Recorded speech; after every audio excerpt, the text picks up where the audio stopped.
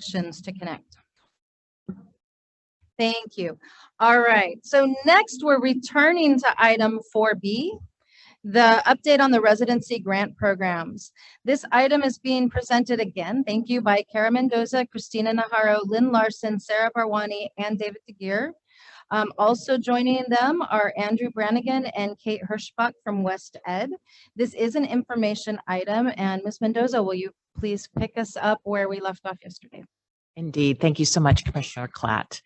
Good morning again, friends. It's so good to see you all. And I'm happy to say good morning again. So we so appreciated the opportunity to think about a list of topics last night. We have hopefully come up with a plan for addressing most, if not all of them today. We thought we would start with kind of a high-level overview of intern, residency, and apprenticeship to sort of ground us in that understanding, because there were at least 3 questions around that, okay? And we thought, okay, let's at least start there and put that together. Then we thought we could talk about the comparison of financial implications between residency and intern, okay? And then we were thinking about, okay, so you all wanted to know about how do candidates even know about these opportunities, and how are LEAs, how do we communicate with LEAs about grants and so on? And so we thought we'd go there with the communication piece. Scalability. So now we understand interns, residencies, apprenticeships, and now we're looking back at the teacher residency data. Where are we? How can we promote a larger scale of involvement? Mentors, the importance of mentors. I'll just say right now, they're kind of important, but we'll talk more about that later. Collecting data from LEAs on their leadership involvement in residencies and the concept of residencies. We'll touch on that a little bit. And then we can all have a grand conversation about how to get those 6th graders interested in teaching. Being a former K-12 teacher or high school teacher, I have so many ideas, but we'll let you all decide that too. So does that sound reasonable? And did we get everyone's questions, topics? I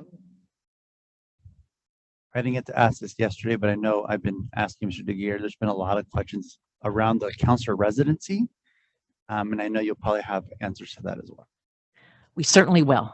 So if we forget, because it's not on my list, please remind me.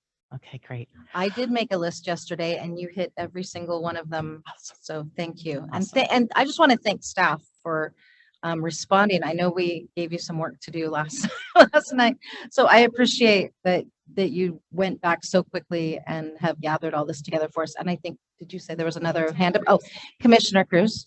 Yeah, I didn't get a chance to ask this question, but I did have a clarification that I needed to ask around table 1.4 and table 1.9.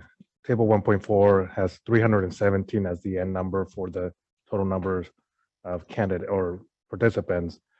But on table 1.9, which is assessing who completed, the end is 227. So it's a 90 candidate difference there. And then I just wanted to have a conversation around the 89 that is listed there that didn't complete, and things that we can improve on. As a superintendent of a school district that has participated in the residency program, I felt I needed to dig into the why they didn't complete, because I do know that one of our candidates didn't complete the program, but we're continuing to support the residency program. We're now part of the consortium for the TK residency, the special education residency, and we're about to launch our ethnic studies residency. So very supportive of this initiative and trying to make sure that we have highly qualified candidates for us to hire. So just interested in the difference in the number on the 2 tables. Excellent. Thank you so much for that. And we will give you a response that will not worry you. There's actually a very natural response to that difference in number. So thank you. All right, here we go. So Let's talk teacher residency. So yesterday, our friends at West Ed shared a slide that talked about what's a teacher residency program. And it's basically 4 components. And when I'm talking teacher residency programs, I'm speaking about state-funded grant programs. The reason I think that teacher residencies really blossomed right away is because we already had some operating in the state of California.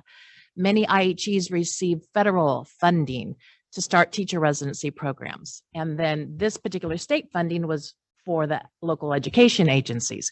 So we bring the two together and voila, we have teacher residency programs. And so that's going to be my focus, is the state funded, because that's my expertise, where we give money for them. So number one, they're operated by a partnership between a local education agency and the IHE. So partnership is key. I was asked a couple weeks ago at the COA meeting, what do you think makes a strong teacher residency program? I said, it's all about the partnership. That was my take. So you can leave that with you all too. Number two, it incorporates a full year of placement student teaching at least 50% of the time in that qualified mentor teacher's classroom. And that is the definition from the authorizing legislation. If you have a teacher residency program funded by state funds that doesn't have a full year placement, that's from day one of the LEA school calendar to day last, at least 50% of the time, then you don't have a state funded grant program. And that's key, because that's that immersion in the school community. That's that immersion in teaching from day one. I was a student teacher. I showed up in January. I was plopped into a classroom and I didn't know how that teacher got all these kids to behave. And then of course they started misbehaving when I came on board. But that's the key about seeing it from the beginning and building relationships and so on that you all know. Third, they are traditionally focused in hard to staff schools and subject areas. Okay. And, because we want to support our students out in the field, and we want to make sure that our students have that rich teacher that's already there, that mentor teacher, but then also brings along that rich student teacher, resident teacher. Having worked in a lot of struggling schools in my career, that's where you learn your practice. That's where you can dig in and really understand what's going on with kiddos and figure out it's not them, it's me, and I have to work on my practice. And last, teacher residency programs provide residents with financial support. Okay, often, and in this case for sure, in exchange for a commitment to that LEA that provided the grant funding for them to have this resident program. So those are the 4 things. Okay, we'll talk about finances a little bit later. Questions on that? I see Commissioner Brown. I guess I'm just a little slow here. I heard full year, at least 50% of the time. I'm not quite 50% of the time, meaning if you came in at that second semester, that No. wouldn't count. Correct. Correct. Okay. So 50% of the time could be Monday through Friday, 7 a.m. to noon, Okay. or Monday, Tuesday, Wednesday, all day, or, so, and again, it's based on local context and local program, but all year long. Mhm. But the time during that year has to be at least 50% of the time. And then focused in hard to staff schools Mhm. and Subject areas. subject areas. So Mhm. if your subject area wasn't named, you wouldn't have opportunity to have a residency. Potentially. Now here's the great news, and Christina talked about this yesterday. The difference between the 2018 funding and the 2021 funding, is that it added the diversity category, right? So as she said yesterday, now multiple subject is still, we have a teacher shortage across the board. So let's just say that. And now if we have residents who contribute to the diversity of our communities, they can be going toward their multiple subject credential, which may not be seen as a shortage areas like math, science, special ed is. So now it's pretty much open to a lot of different people. and a lot of different credentials areas, as long as it's shortage areas and contributing to the diversity of that teacher workforce. Okay, and then my final question was, in terms of the financial support, you mentioned often in exchange for a commitment. So if a LEA decided that it was a required commitment that you teach there the next year, and you weren't sure you could do that, or were staying in that area, you would not be able to do the residency? Yes, and I think Commissioner Tran spoke to that yesterday, that's a little wiggly for some of our individuals who are trying to consider teaching. Now, authorizing legislation does say that the resident teacher must pay back, teach in the LEA in which supported them through their residency program 4 years in a 5-year period. 4 years in a 5-year period. Wow. Yep. Now, here's the thing. And again, I'm old and I'm who I am.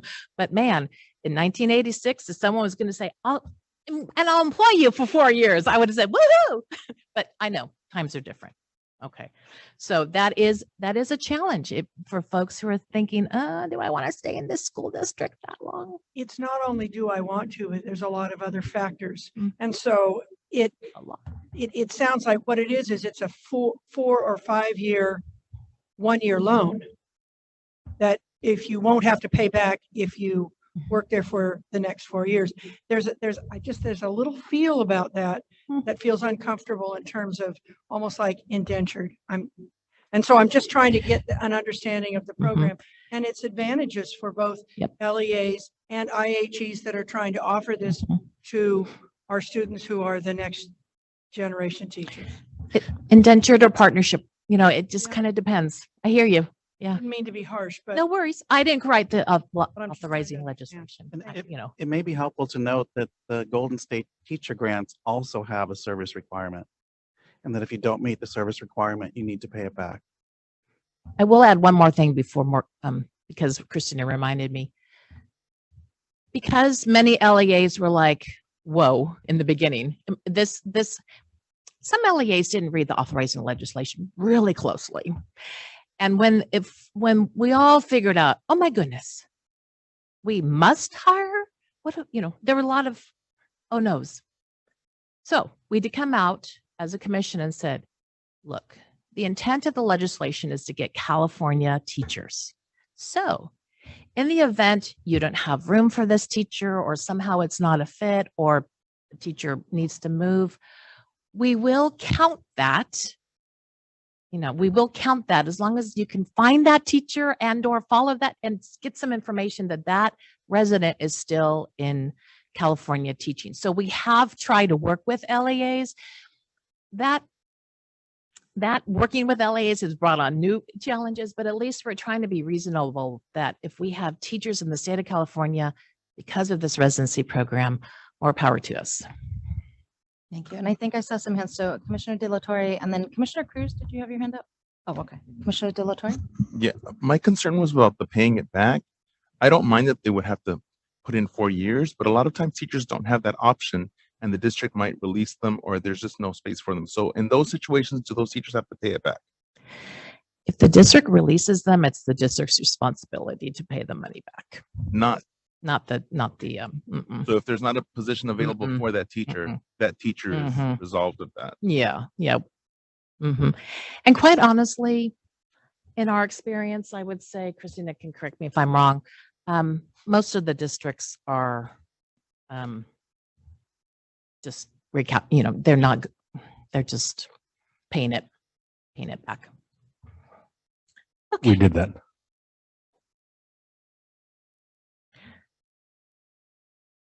Are there other questions around? Oh, Commissioner. Okay, I started working with the paraprofessional to teacher training program in 1997, and which was Mary's third day on the job, I believe. Okay, then I've been working on that since 1992. And what we found, and there was a service requirement within PTTP. And what I found as an LEA was then I became the collection agent to get the money back.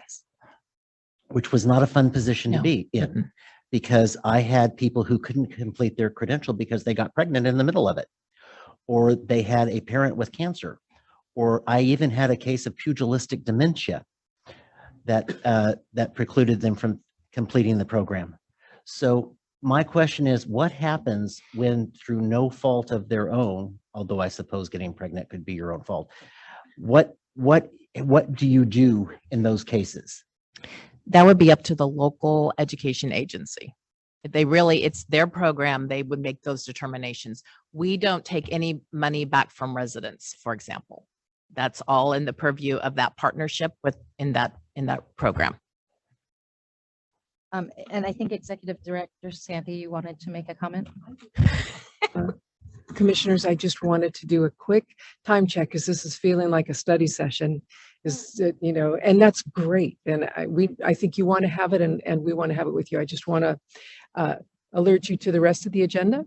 We have, following this item, we have a strategic planning item, could be 2 hours. We have lunch. We have about 1 more hour of closed session. So I know that Kara and her team are prepared to answer as many questions for as long as you all have the appetite for that. And I'm not saying let's shut this down now, but I'm thinking if we can be done by 11:15 or 11:30, that will help you, those of you that need to get on planes, et cetera. And I think the staff is prepared to bring back an agenda item in the future, and we could have a longer scheduled study session on this at your convenience. All right. Thank you for that reminder. And I saw hands. Are there still hands after that? Okay. Commissioner And Francois. I promise to be brief, Executive Director Sandy. Actually, Cara, you said what I was going to say about, in your earlier remarks, you talked about how important the partnership is. And so all of these nuances around the service requirement and where you end up is worked out between the LEA and their partners. And we've been offering residencies for about 15 years now. And we've never had any of our residents, even as they have shifted, have to pay back their stipends because we've worked it out with our LEA partners. And the other thing that I wanted to say to Commissioner Brown is how critically important the service requirement is, because when you consider that residencies are targeting hard to staff schools and communities, we also know that one of the reasons why kids struggle in those communities is the revolving doors of adults in their life. And so what you don't want to have is another way for there to be a revolving door. Related to that is the residency 50% in that school, in that community. These young people consider themselves part of that school. And if they have a job in the school, it's very unlikely. We've seen about a 92% retention rate in those schools. But if they don't have a job in that school and they go to a similar school in the district, the retention is high too, because they have a disposition towards their commitment to the neighborhood, and those children are just significantly different, even compared to our core program students, even though that retention rate is high as well. So I just want to give a shout out to the commitment that the CTC has had around residency programs. I see it as really making a difference in diversifying, making teaching more accessible and affordable for young people, and as a whole school transformation strategy. So kudos to y'all. Anyone else before we go on to the next topic? Okay, so it sounds like we're ready to go to the next item on the list. Thank you. Excellent. So thank you for that context, Commissioner Francois. Intern programs. So intern programs can be LEA-based or IHE-based, and they're commission approved. When one is an intern, they are hired by the district. So they have they're the teacher of record in that classroom.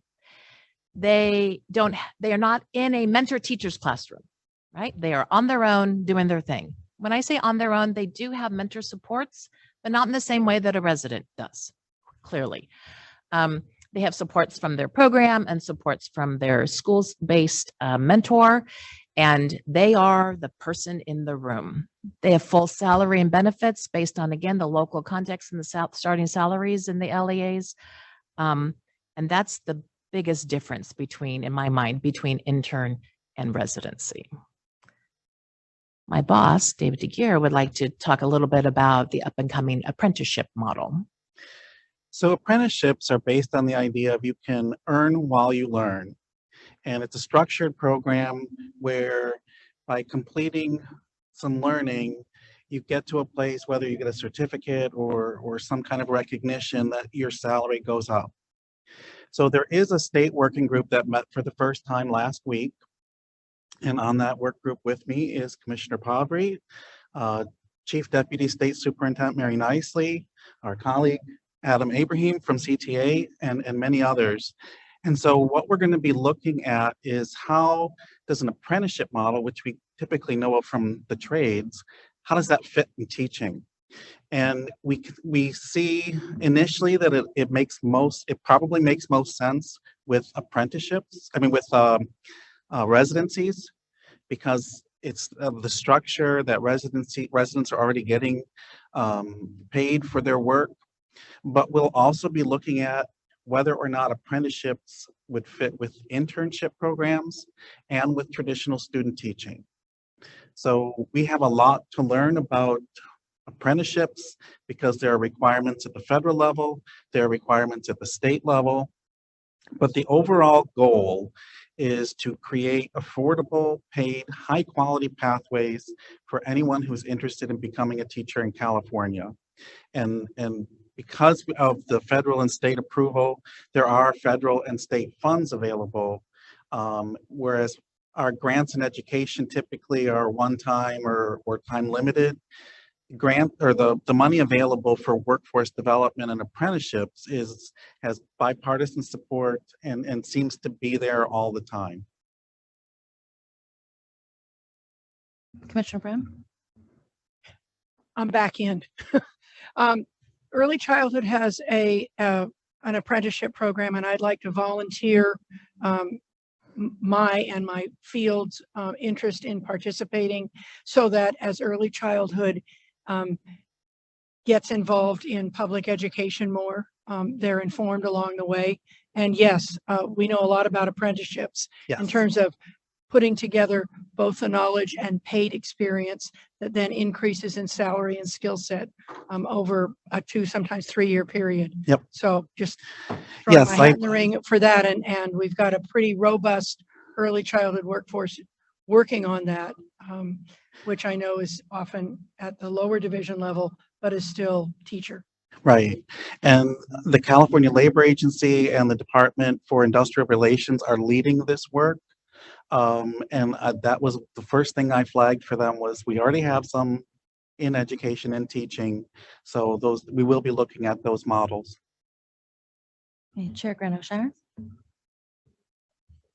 David, I know there are a couple states have already started working on apprenticeship models, and I would be interested in understanding more in the future about how apprenticeship models work with intern pathways and residency pathways, because I don't know if they're 3 separate, or are you thinking that we might have this really unique hybrid model? So not to answer now, but just something to flag down the road. We will definitely be coming back to you and provide updates, but we've got a lot of learning to do to ourselves.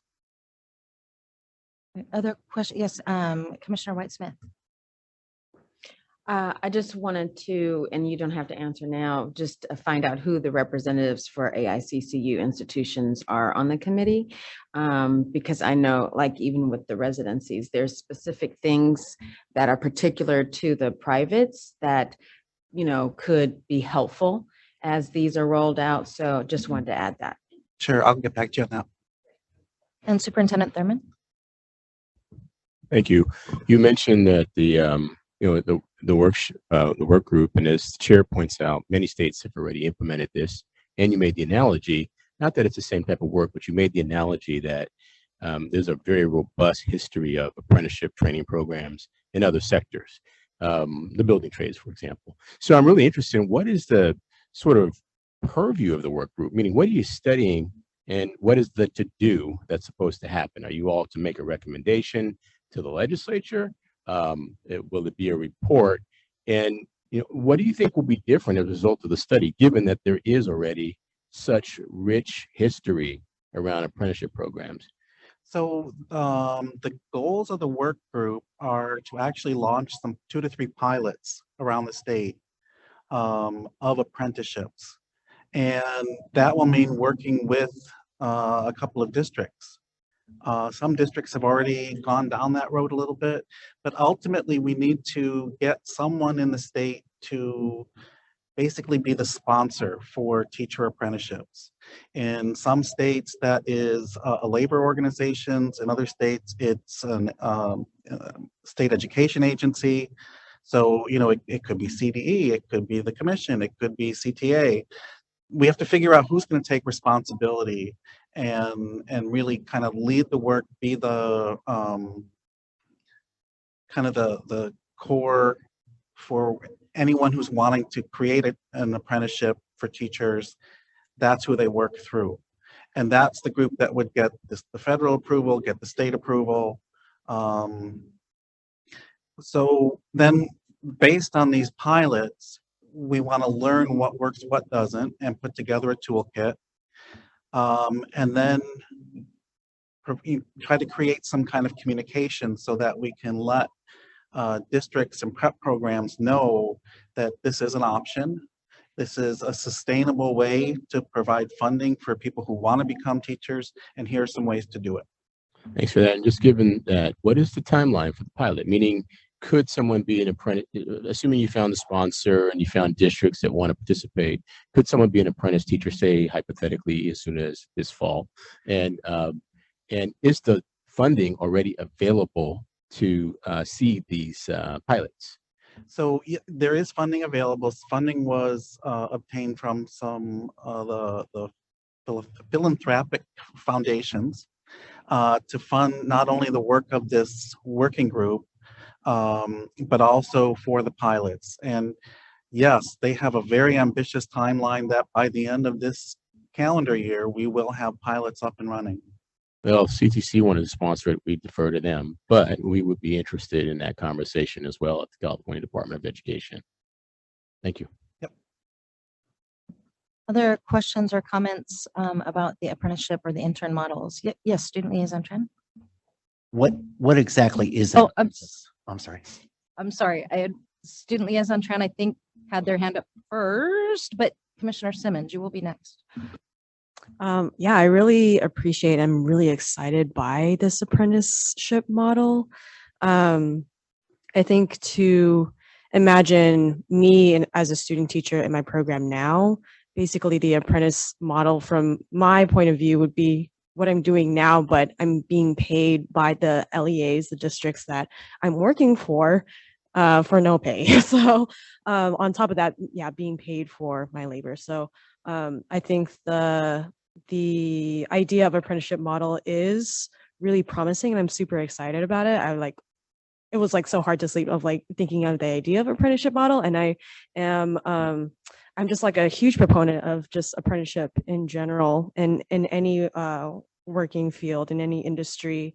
And in fact, I want to share a story. So when I first applied for teacher education programs in 2019, I interviewed with programs that then pandemic hit in 2020. So instead, I worked for UCSF, the radiology and bioimaging department to support brain tumor imaging research.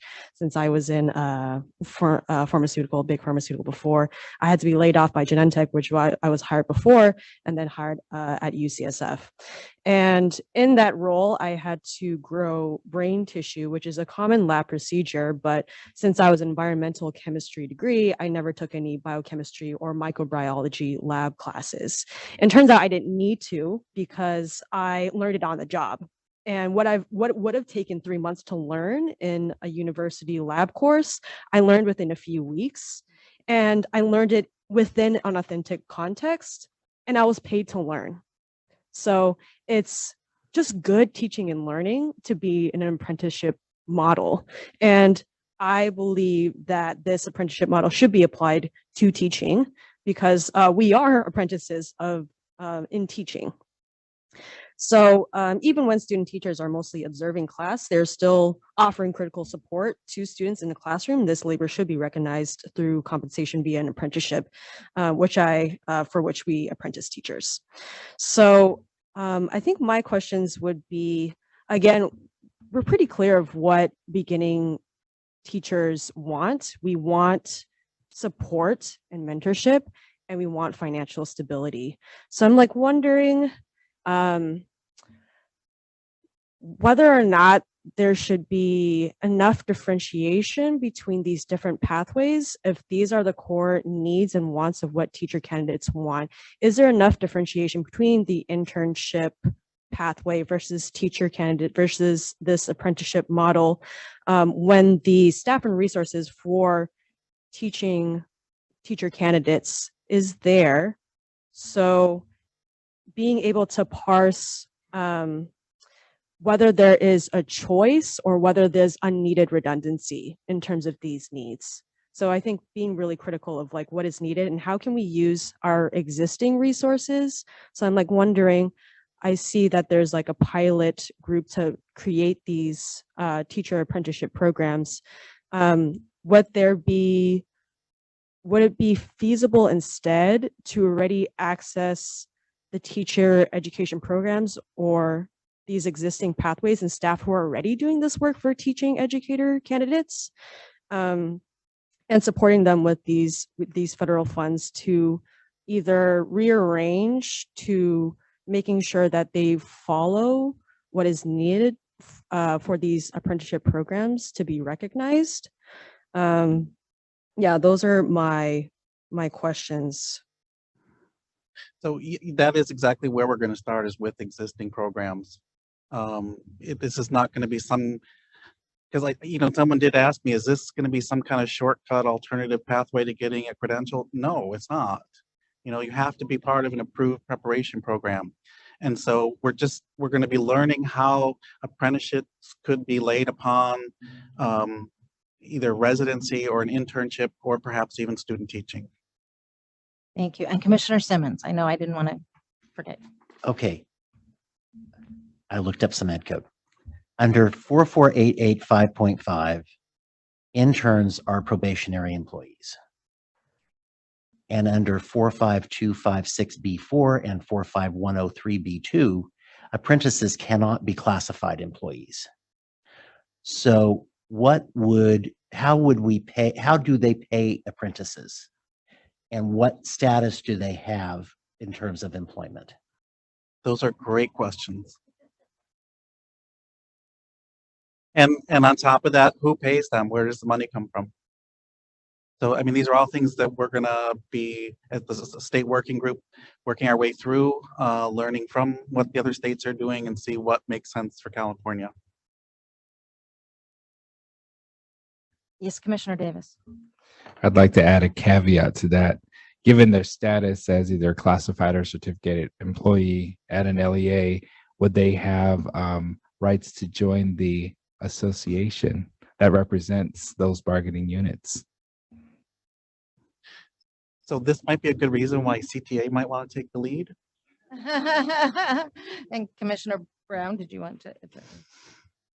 And I'd like to add another caveat on that caveat is, and how would potential candidates get this information and understand that ed code and what it means to be this status or those types of things to make, I'm thinking about student liaison trans comments yesterday about to make an informed decision about which pathway really works for their situation.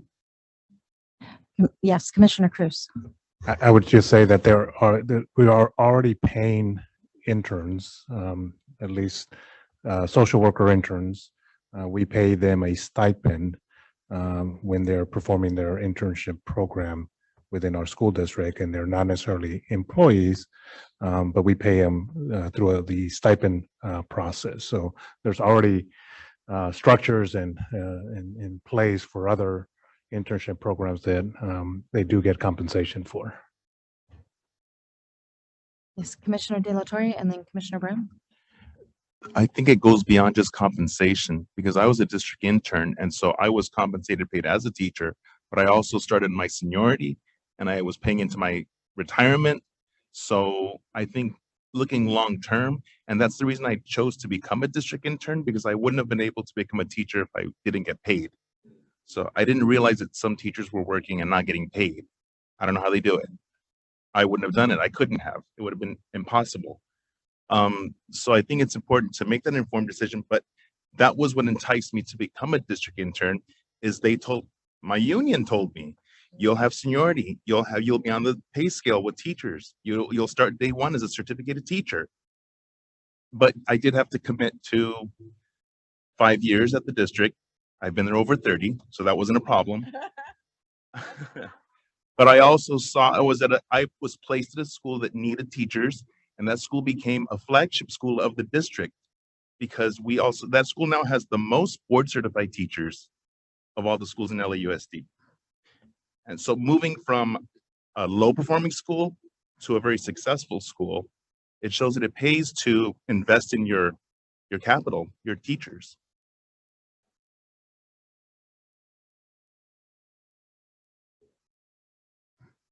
Sorry, Commissioner Brown. We may need to adjust our systems. And sometimes that's really hard because the systems you're talking about are already in place. And apprenticeships are often for people who are wanting to learn. It may be a different category. I know in early childhood apprenticeships, this is when students are taking courses and they're paid, they have a paid apprenticeship, but they're not an employee of the institution of the school that they're working for. I'm not trying to say they're second-class citizens at all, but they're learners. And so they're not a teacher of record like an intern. They don't have their own classroom yet. I'm not saying that this program has to be like the one that we typically use in the trades, otherwise known as early childhood education, that's becoming into the education field. But I think we need to we'll think carefully in this work group about all the opportunities and also the appropriate ways in which apprenticeships can get paid to learn. And I think Chair Grano-Shire has a statement.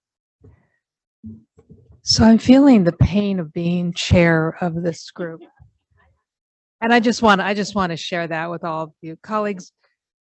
This is clearly a rich conversation and you clearly have lots of questions, and this is becoming a study session.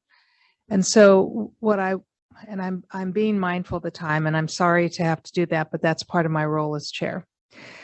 So what I want to suggest is that we come back to this in April. We dedicate a good amount of time because this conversation is so rich and so informative.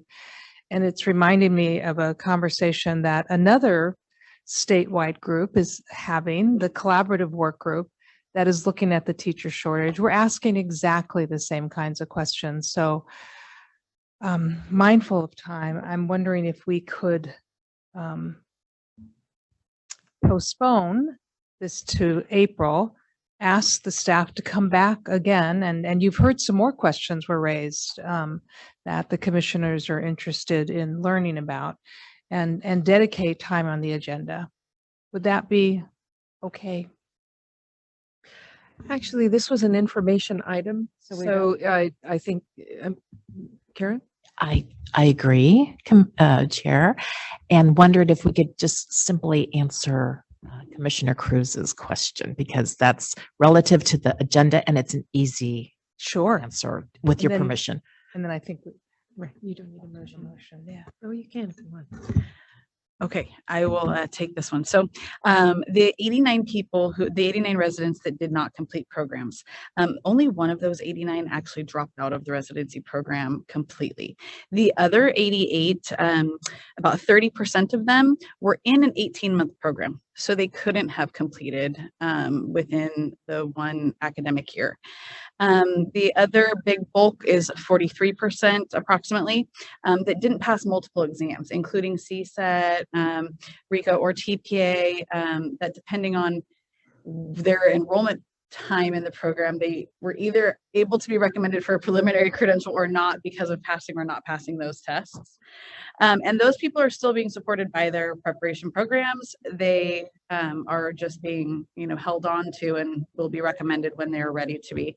And the other, about 25%, a big bulk of that is in the other category as reported by programs. The other category could be any other reason why a candidate didn't complete the program. Maybe they have a course to complete, something like that. So they're still there. They're still being supported by the program. And we're hoping that they do get recommended for a preliminary teaching credential. Does that answer?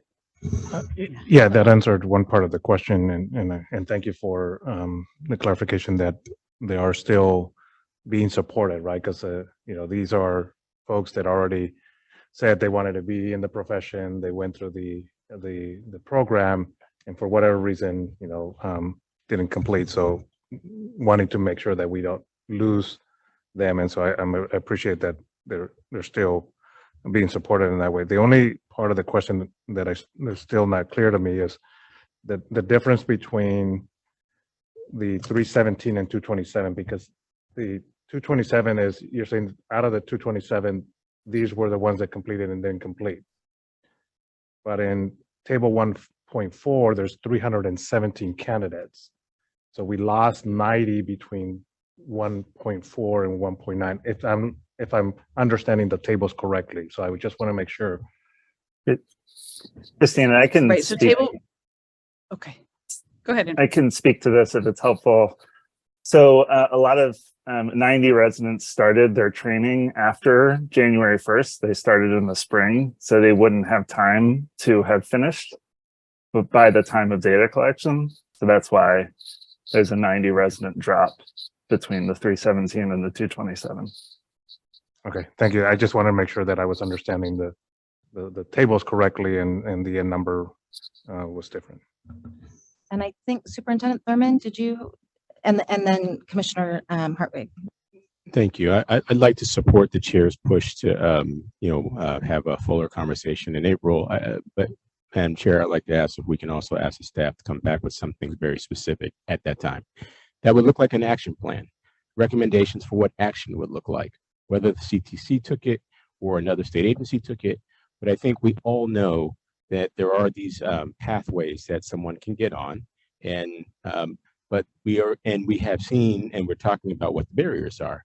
And so that action plan has to articulate how to maximize the best of what's available and close the gap between what an intern makes and what a student teacher makes, or what an intern makes and what a resident makes, if we want to get the outcome, and how to increase from more than 300 or 340 applicants when we know the need that we have for the state. And so I'm asking if we could have some recommendations that would essentially be what would plan for action be and do so that someone can do it. Thank you. Commissioner Hartwig. I just have a few questions that I wanted to ask about data in the tables, and I can wait until April if we're going to be still talking about the actual report, or I can try to quickly ask them now, but I can hold on to them if we're going to be looking at the same item again, or I can quickly put them out there if it's better now. If we're having the same report brought back to us, I can just ask them in April. I think I would prefer that, Commissioner Hartwig. I think I would also ask that specific questions like we did yesterday, so the staff has time to be prepared and can wrap their head around the various questions. Superintendent Thurman, I'm trying to understand a course of action because I'm hearing we have this work group that is looking at apprenticeships. We have residency programs that are being funded and worked on right now. So help me to understand. Tell me more about what you mean about course of action. Thanks for the question. I'll just be frank. The work group will continue There are, as you point out, 2 or 3 working groups that are reviewing these very, very issues. We were told in the West Ed presentation in pretty clear terms, the biggest threat to retaining residents, and we've heard it from our student commissioner liaison, is the lack of ability to care for oneself while you're doing this. And so what I'm suggesting is that we move with urgency and that there be recommendations for what action should be taken. At some point, there has to be a recommendation, either in legislation or someplace else, to say we're going to pay residents more with the state funding that we have. That just has to happen. And if it's not from the state, it has to happen. Or we have to say we're going to prioritize internship programs and provide more support to interns so that they have more longevity, they stay 30 years, like our colleague commissioner. But that there has to be specific recommendations. And I think that there's enough evidence already for there to be some recommendations. And so that's what I'm suggesting, because time is ticking. And I get those calls every single day from people who say, can you get me more vouchers for retired teachers to continue subbing? I don't have the power to do that. Can you get me more teachers? I don't have the power to do that. And I don't have a single recruiter at my agency, but I get the pressure that our school, I don't know how we're going to provide 10,000 TK teachers if we don't accelerate our efforts to get more teachers in the classroom. And I'm also thinking about 10,000 counselors too. So I'm suggesting that someone has to write out the blueprint for action, and then we have to figure out what agencies are the appropriate places of decision-making to pursue that. And we're willing to work on it, the preparation and the action. I appreciate that clarification, and we'll work with the staff to come back with some recommendations. Thank you. Thank you. I think Commissioner Cardenas, you had a comment? Yeah, I just wanted to echo that as well, as far as the concern for the counselor residency program that's coming into play. All these lessons that we're learning, I think we're going to face the same issues and the same concerns as far as being able to sustain participating in a school district and not being able to afford it. And I know this is more of a comment, but as I've been on the commission, I've been really researching the tree project over in Tulare County. And I noticed that they provide a stipend for housing. They do about a $35,000 stipend for housing. And is that a model that we can, have in place in other school districts or with other projects? But that model continues to pop up for me.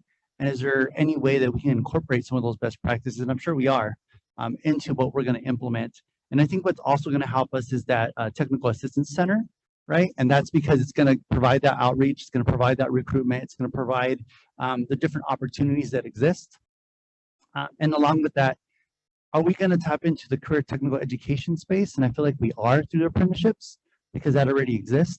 So to be able to tap into the CTE, when we talked about earlier about those 6th graders, right? CTE is already in our schools, CTE is in our community colleges, CTE exists. So how can we tap into those spaces that already exist and move forward at a much quicker pace?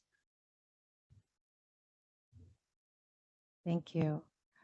Any other additional? I know we're I'm sure all very eager to talk more about this in April, but anything for now? And I also wanted to thank, oh, yes. Thanks. I would just like to say that we've laid out some recommendations around tackling the issues that Tony Thurman laid out in our most recent partnership report, our most recent evaluation report, and that's linked on our project page, which is linked in the agenda. Thank you. And I was just about to thank not only staff, so thank you to the staff in the room, but also West Ed for making time available again for us today. And we all appreciate that you were here to answer questions.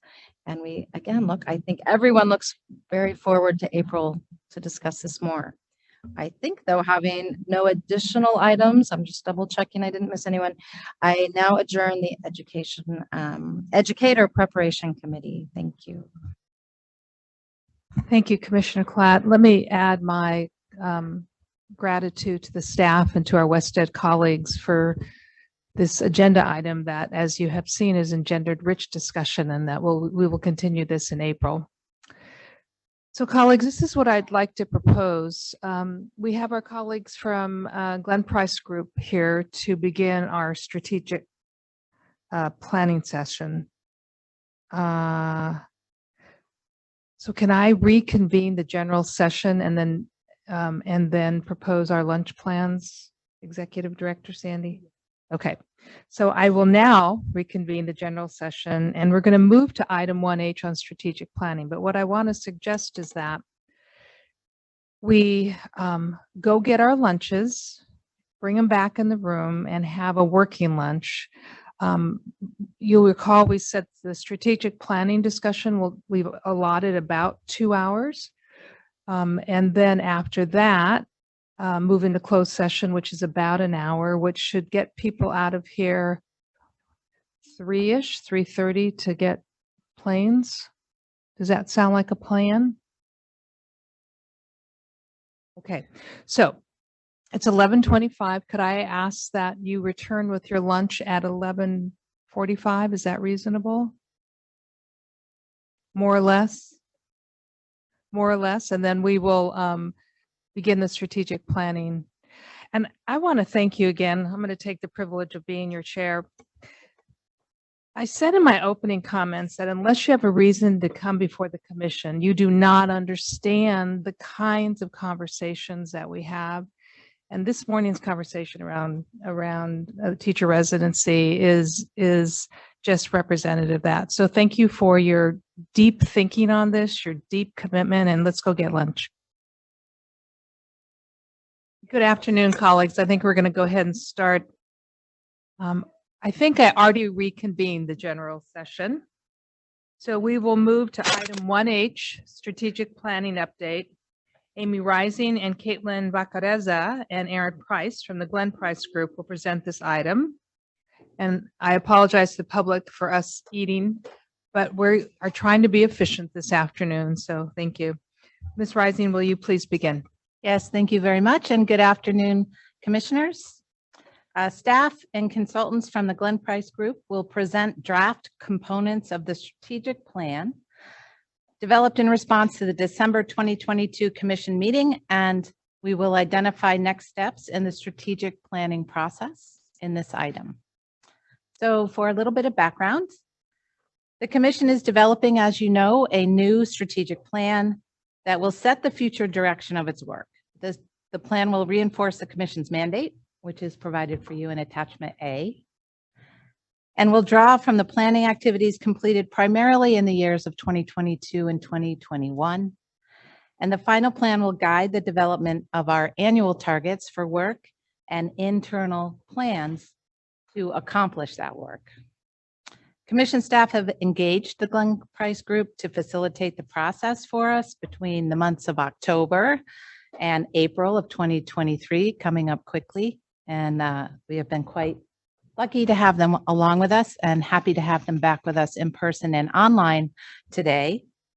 So in this item, during the December meeting, if you will remember, staff and GPG presented an overview of the strategic planning process, a proposed structure for the new plan, drafts of a vision, statutory mandate, and finally guiding principles for commissioner discussion and feedback.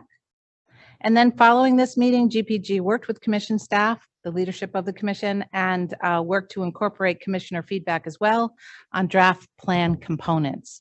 And what we will be presenting to you today is the outcome of all of that work accomplished between when we were with you in December and now that we are back with you in February. And so with that, I'm going to turn it over to Caitlin, who will continue the presentation. Thank you so much, Amy, and thank you, commissioners, for the opportunity to be back with you and for sharing your lunchtime with me. Really, really appreciate it. And as Amy said, I'm joined by my colleague, Aaron Price, who's with us via Zoom, and I'll hand it over to him in just a few minutes here. But wanted to get started by orienting you to what's in this agenda item and the emerging strategic plan components themselves. So as described on page 1 of the agenda insert, the new strategic plan will include the following interrelated components. So first and foremost, a vision statement. And that vision statement describes the future that the commission is working toward. And the vision will serve as the North Star for the commission's work. And then we move into a summary of the Commission's statutory mandate that clarifies the Commission's purpose and core functions. And the statutory mandate, importantly, defines the areas in which the Commission has authority to act. And we have guiding principles that articulate the Commission's commitments for how it approaches all aspects of its work. The guiding principles should inform the Commission's discussions, decisions, and implementation of the plan. During earlier discussions, these principles were referred to as values, so you may remember that. And then we'll get into goals. The goals detail the impact the Commission plans to have. The goals should connect to the vision statement and provide opportunities for the Commission to activate its guiding principles or deliver on its commitments. After goals, we have strategies, and this is another new level that we'll get to today. The strategies specify how the Commission will make progress towards its goals. The strategies should reflect the functions and limitations of the Commission's mandate, and the strategies should provide opportunities for the Commission to activate its guiding principles, similar to the goals. So all of this together, these components describe the core identity and purpose of the Commission and frame its work for the next decade with specific priorities for action over the next 5 years. So let's go ahead and dive into this content. So on your screen and on page 2 of the insert, you'll see the following draft vision statement. California's diverse and well-prepared educators support all students to realize their full potential in welcoming and inclusive schools.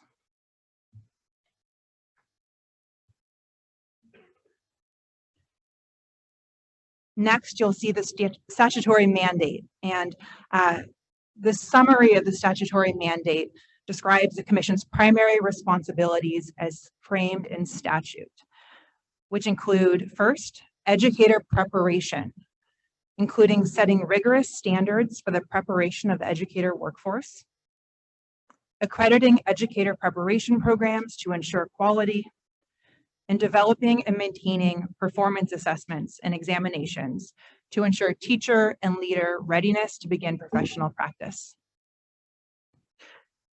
Next, we have educator licensure, including licensing California educators, monitoring educator assignments, and investigating educator misconduct and taking appropriate disciplinary action. Third, we have administering and monitoring grants for educators entering the teacher pipeline. And fourth, we have developing and disseminating reports on key education issues, including educator supply and credentialing. We'll ask you to keep this mandate in mind as we get through the conversation today and help seek your guidance on making sure that everything that we've proposed in this plan fits within this mandate and stays true to the mandate of the Commission.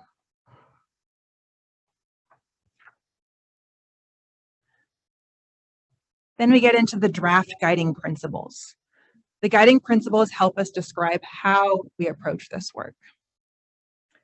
So these are framed as commitments. So the Commission commits to ensuring the relevance and quality of its work through ongoing learning and creating opportunities for innovation, working collaboratively by engaging education partners and communities of interest to inform each other's work and advance shared evidence-based priorities, applying data to inform decisions and foster continuous improvement by consistently collecting and analyzing impact data and reviewing current research, advancing equity, diversity, and inclusion by considering these factors in decision-making, taking a whole student approach by applying the science of learning and development to support all students in meeting their full potential.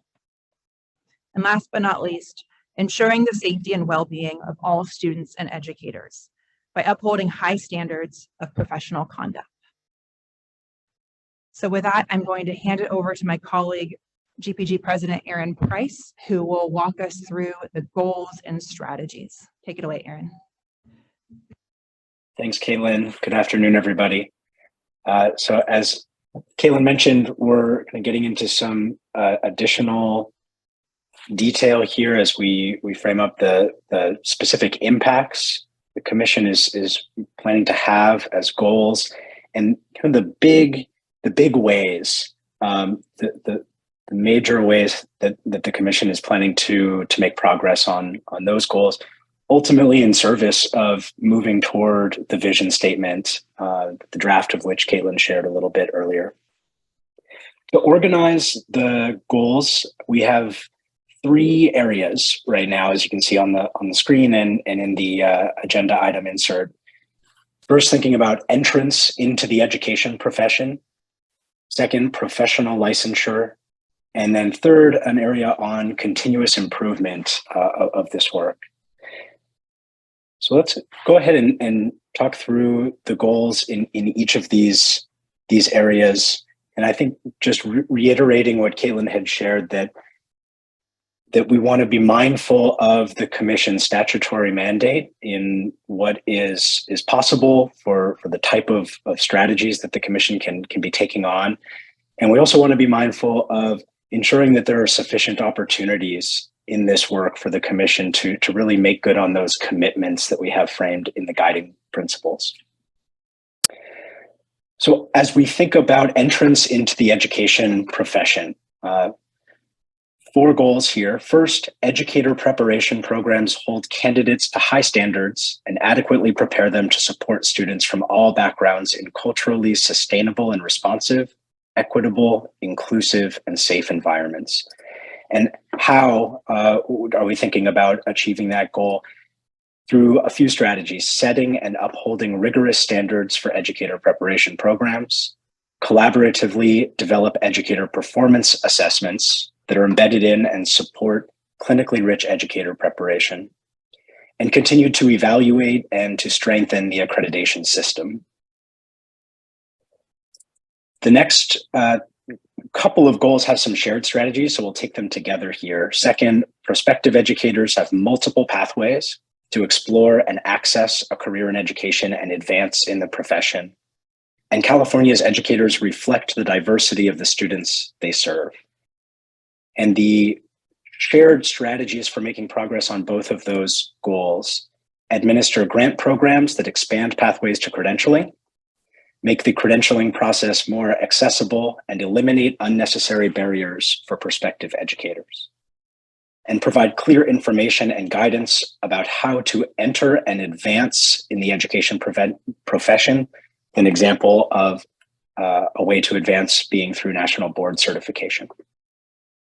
And fourth, in this first goal area, is induction programs support beginning educators with individualized professional learning and mentorship. And the strategy there being to set and maintain standards to ensure induction programs appropriately support new educators as they move through professional development and mentoring to earn their clear credential. Next, we'll move into the second goal area here, professional licensure. We have 2 goals, though, as you all may see in the insert, some more strategies, particularly around goal 5. So number 5 here, as we think about licensure, educators are appropriately licensed based on the preparation they have completed and the services they will provide. Strategies to support this, to make progress toward this ultimate impact here: ensure educators have met all preparation and licensing requirements to serve in California's public schools, and a few of sub-bullets under that: conducting thorough evaluations of credential applications to ensure alignment with state credentialing laws, for credential analysts to complete comprehensive, accurate training to understand all aspects of credentialing and licensure, and regularly communicate with education partners regarding any changes and strategies related to credentialing. Second main strategy here: ensure educators hold the correct license for their assignment. Manage and facilitate annual educator monitoring of certificated assignments statewide within the California Statewide Assignment Accountability System. conduct longitudinal analysis of assignment monitoring data to provide insights into the state's educator workforce, and support local education agencies and county offices of education in their work in assignment monitoring by providing web resources, training, and direct support.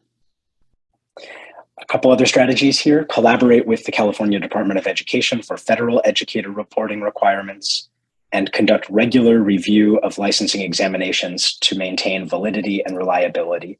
All of that really in service of goal number 5 here. And then goal number 6, educators are of high moral character and act accordingly, with the strategy being to investigate allegations of misconduct and take appropriate disciplinary action. And then moving into our final goal area, where we just have one goal, a long one though: data collection and analysis, program evaluation, and research in educator preparation and licensure inform the commission, policy community, and education partners regarding emerging trends in credentialing. And a couple of strategies that fit within that goal: collect, analyze, and report on key data related to teacher supply and demand, including leading and lagging indicators that may impact educator recruitment, preparation, employment, mobility, and retention in the profession. And build the commission's capacity to collect and analyze survey and assessment data that shed light on quality and preparation of the education workforce. So really thinking about how we're collecting, analyzing, and sharing the results of available data in a meaningful way here. So we have 7 goals, as we've just gone through together, each with some corresponding draft strategies that we'll have an opportunity to engage in some discussion on in just a moment. And with that, Caitlin, I'll pass it back to you to lead us into some discussion questions. Thanks, Aaron. And now's the important part. Now we're really excited to hear your feedback and suggestions for continuous improvement of this draft strategic plan. So we have a set of proposed questions to guide some of your remarks and for you to consider. And we have 4 questions. We'll probably take the first 3 together and take the 4th one separately. So to keep in mind as you think about and provide feedback, we'd love for you to think about what, if anything, is missing from the draft vision and guiding principles. What are your reactions to the proposed structure of goals and categories? So those 3 categories and how we've grouped it into 3 categories. And third, are there additional goals or strategies that we should include that align with the commission's mandate? So some food for thought, and would love to open it up with the chair's permission to commissioner feedback. And first we can answer any questions. Commissioner Klatt. Thank you, first of all. And I have a question, and I'm trying to think in my own head. I'm kind of trying to figure this out. The one thing that I've always had an interest in is educators who want to advance within their career, and the idea of a career ladder and that continuous improvement and enhancing of our practice. And I had difficulty finding that called out in the goals. It's in there, but it's under the category entrance into. So it's not exactly where I expected to find it, because it's not about entrance into, it's about continuing in. And so it's in F. It was the one place I found it. It talked about how to enter and advance. And I appreciate that it called out an example of national board certification, but I felt like I wanted to see a little bit more maybe in that, or I don't know if it's a relabeling of the overall goal to be more inclusive of it's not just entrance into, but it's continuation in or something along those lines. But to also perhaps call out, and this might just be a pipe dream of mine that will never come true, but the idea that we might someday have things like authorizations or certificates for teacher coaches or people with expertise in assessment or people with expertise in diversity and inclusion and or just we've talked about some of these areas that we want to put everything into our teacher preparation, and we've often talked about how we can't, there's limited time there, we can't put it all into a preparation program, and that it would be nice to perhaps find ways to build in so that there really is more of a progression, that you're a beginning teacher when you go through the preparation program, but there are also these areas that are really critically important, but you would develop over the course of your career. So again, I'm not sure quite exactly where that fits or if it fits, but that was just something I observed. Thank you. Thank you so much. And I think I see Commissioner Litt's hand raised online, and then I'll go to Commissioner Hartwig. Thank you very much. I appreciate the presentation and the thoughtful work that's behind it. Two initial maybe questions or wonderings that came to mind as you were sharing. The first is maybe it's a little bit of a kind of structure and process question. Under goal 5, there was significantly more kind of detail and sub-detail around the strategy. So one could imagine articulating at that level of detail across other goals. So I'm just curious why that one seemed to stand out in that particular way, and whether there was a particular rationale for that, just to kind of help us get a sense of where we might want to be offering some feedback. Maybe I'll ask the other question. I don't know if you want to respond today to these or just take the feedback. My other one was around goal 6. And around kind of professional ethics and related responsibilities. Certainly the strategy there is relevant for the work of the commission, but I wonder if there's anything that we might be able to articulate that offers a little bit more of a proactive orientation, ways that we can promote educator ethics and responsibility and leadership, and in so doing, help promote and uplift the profession right to the larger public, as opposed to just delineating our responsibility right for monitoring. So that was another thought I had. Thank you so much. And I've been notified that we need to move to public comment. Should I respond to the question now, or should I hold my response? Just typically we make the presentation and we just and then invite public comment and then get into discussion. So I think I will hold. If Commissioner, if we can hold on a response and invite public comment if it's there. Please, that would be terrific. Then we'll come back. Okay.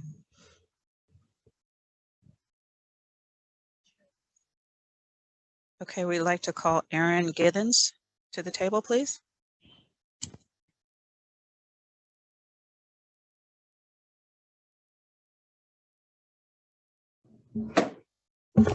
Thank you, Chair Grenishire, Executive Director Sandy, and Commissioners. I'm Erin Giffen, she, her. I'm a 5th grade teacher in Los Angeles, and I'm also representing the 300,000 members of the California Teachers Association. I'd like to commend the staff and consultants who drafted the strategic plan. I want to specifically praise the 4th guiding principle, advancing equity, diversity, and inclusion by considering these factors in decision-making. I, however, would like to offer a friendly amendment, replace the word consider with the word prioritize.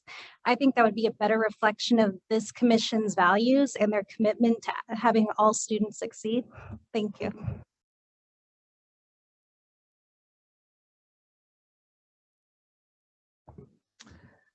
I need to make a comment. I need to get back to my script. So if you'll excuse me. We will now open for public comment, and we have.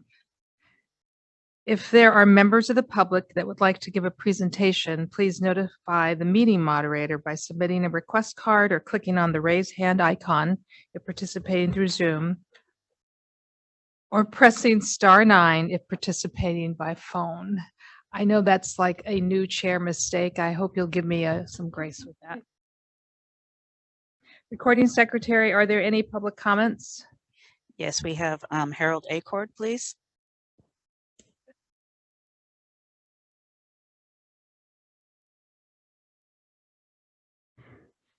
Hello again, my name is Harold Acord, representing the 300,000 members of the California Teachers Association. I'm a student success coach, is what we renamed the behavior intervention teacher at my middle school. And I just wanted to ask for some clarification and concern around advanced licensure for teachers. So we feel like that's a concern that's coming up. We'd like to hear some discussion around that and clarify exactly what is the purview of the Commission on Teacher Credentialing around that. Thank you very much.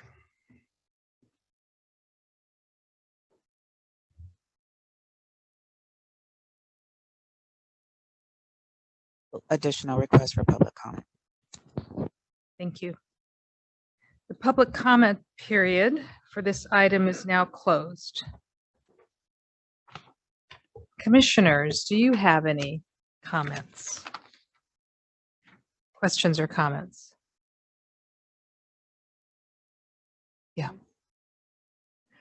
Commissioner Litt, we'll go back to you now. Thank you so much. So to answer the first question, I believe, was why is there kind of an additional level of detail for goal 5 as some of the other goals? I think that's a great point. And I think part of this is, as you're seeing this in process and in progress, I think we realize that the words ensure weren't necessarily as specific as we'd like them to be. So when we started unpacking how do we ensure, we realized that we needed some additional language to clarify that. I think it's a good point though about grain size and looking at the grain size across the different goals. So we'll certainly note that. Commissioner Hartwig. Hi, thank you. And thanks for all the work from the Glenn Price Group and staff on this. I think it's coming together very well. I like the structure of it. So I just have a few comments on inclusion, elevation of different ideas. One idea for the vision statement I have is, could we include something in there that encompasses our goal that we have a thriving educator workforce? While I was reading, I think it was our teacher residency item on the agenda, reading one of the pieces, I saw the vision statement of the California Teacher Residency Lab, and I just liked kind of the language that was used in that. Obviously, our vision will be a bit different than theirs, but their vision statement says California's powerfully prepared, diverse, and thriving teacher workforce advances educational equity and justice, providing the learning supports that ensure every student reaches their full potential. Just liked that, including that idea of thriving, and I think it might speak a little bit to Commissioner Klatz, at least alludes to the idea of, not only are you well prepared and we have a diverse workforce, but while you're in that profession, you are thriving, and we're trying to help. So including something in that, I think, would also maybe make the vision statement a little more. I'd like the, let's see, let me say this in a see if I can say this clearly, and if there's some ideas. I like the content of the vision statement. I would love to think about if there's a way that we could make the language a little more powerful and grabbing and active, have the same ideas in there, but a little bit, something that might stick in the mind a little bit more. A couple of other just thoughts on, let's see if I can get to the right places here. Two ideas that I would love to see if we could elevate a little bit more within the guiding principles. I know we don't want to expand too much, but within the guiding principles and the goals and strategies, I think we've talked a lot about how important innovation has become for the commission and how we're fortunate to be on the leading edge of innovation in a lot of different areas. And that we have so much expertise through the education partners we access and on our staff and through our commissioners. So I'm just wondering if there's a way to elevate that more at different places. I know that we have it in ensuring the relevance and quality of its work as a sub point. But I just wonder if there's some way to make that a more more present and powerful part. Similarly, I'd love to see if there's a way we could elevate and emphasize our collaboration, particularly with CDE, and the ways that we want to have a mindset and approach of very actively collaborating with CDE. We have lots of other education partners, but obviously CDE is a huge, education partner for us. And I know that the collaboration comes up a little bit in terms of reporting and so on, but even having Superintendent Thurman here participating actively, I think got some juices flowing in terms of thinking about even other ways that we could collaborate. So I'm wondering if we can elevate that a little bit more.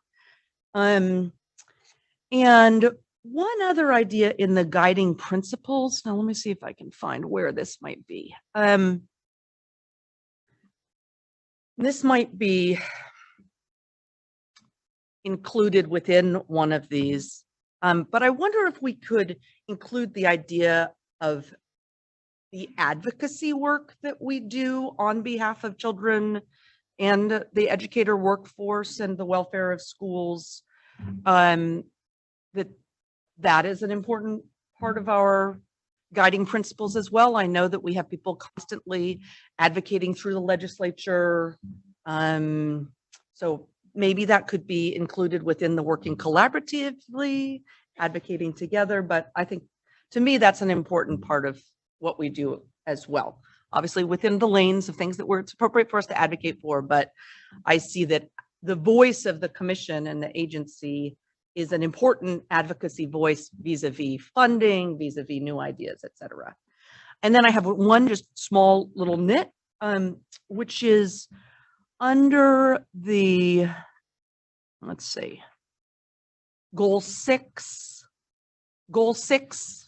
and the strategy, investigate allegations of misconduct and take appropriate disciplinary action. I would just include on credentials or on the educator's credentials, in that someone who's not in this world who then looks at this plan, I think could easily think, oh, they're going to be able to fire somebody or, send them to jail or, something like that. But obviously we're not doing that. So anyway, I think this is shaping up really well. Thanks for all your work. Those are a few thoughts.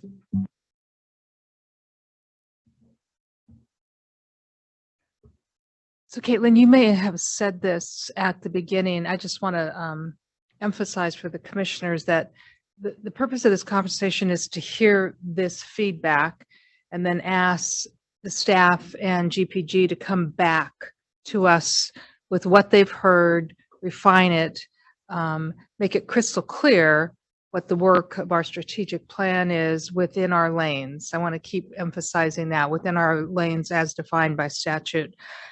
I also want to ask Executive Director Sandy, either now or after some more comments, to respond to some of the public comments that we've heard, but perhaps we should hear from our commissioners, or do you want to respond to them? Let's hear some more from the commissioners.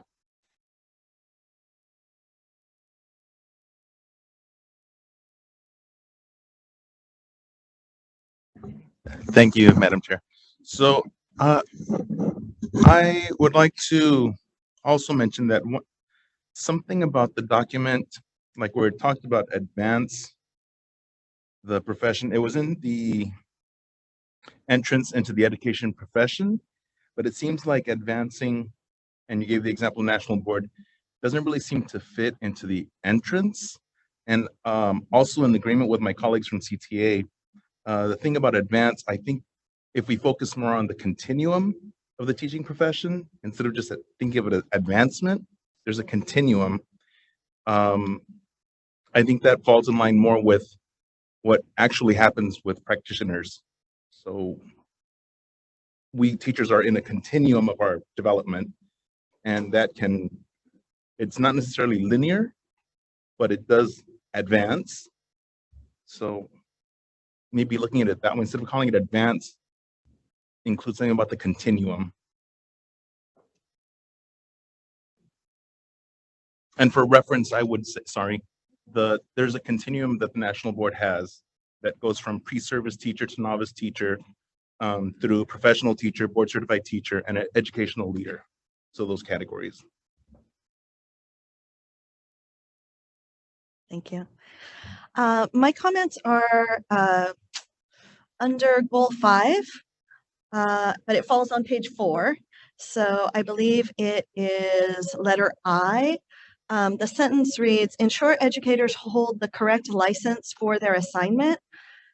And I like all those words. I just don't know that I like them in the order that they're in, because when I first read that, I felt like as an educator, I need to fix something with my license, when I think the issue is I've been misassigned. So I would prefer something else about ensure educators are appropriately assigned based on the license that they hold, because the way it reads now, I feel like it's on me to correct as an educator when I don't have the control over where I am assigned. And I think the number 1, 2, and 3 support the statement that I would like to have. So I think those are okay. Just the heading above, I would like those rearranged a little bit. Can I just jump in, Commissioner Brown, because looking at this again in the fresh light of Friday, I'm not sure ensure is the right word there, because the commission can really only monitor and document. And the information goes back to the LEAs, as you know. So I think we need to work on that particular verb and not use ensure, because that is outside. We have no leverage other than to collect the data and to report it. I like most of the words in that statement. How about that? Okay. I'm not married to ensure. I just want the educator in this, the assignment and the credential. Gotcha. In different work on spots. Thank you. Great. Good afternoon, and thank you for all the work in bringing this excellent document to us. I want to speak to the 7th goal around continuous improvement. And I keep going back several times to the statute. And what seems to be, there's 2 elements here that seem to be missing to me. And really, when you think about the continuous improvement cycle, there's always a data use component. And I'm not seeing that front and center and prominent, because it's great to collect data. But if we don't use it to inform what we do, there's really no point. And that's such a huge part of what the CTC does. I think on a parallel track, and here's where maybe I'm moving out of our lane a little bit, but CTC has such expertise over the years, over so much that happens in educator preparation, as well as all of the other areas identified here, that I kind of feel, and this goes back to, I think, Joanna, your point about advocacy. I really see CTC as a policy advisement unit as well. And the way this is presented, it's sort of like very implementation oriented, which is a large part of what CTC does. But I would like to see enhance the stature and expertise of this organization in informing what happens around educator preparation and development in the state. So I think that sort of does come into the continuous improvement cycle too.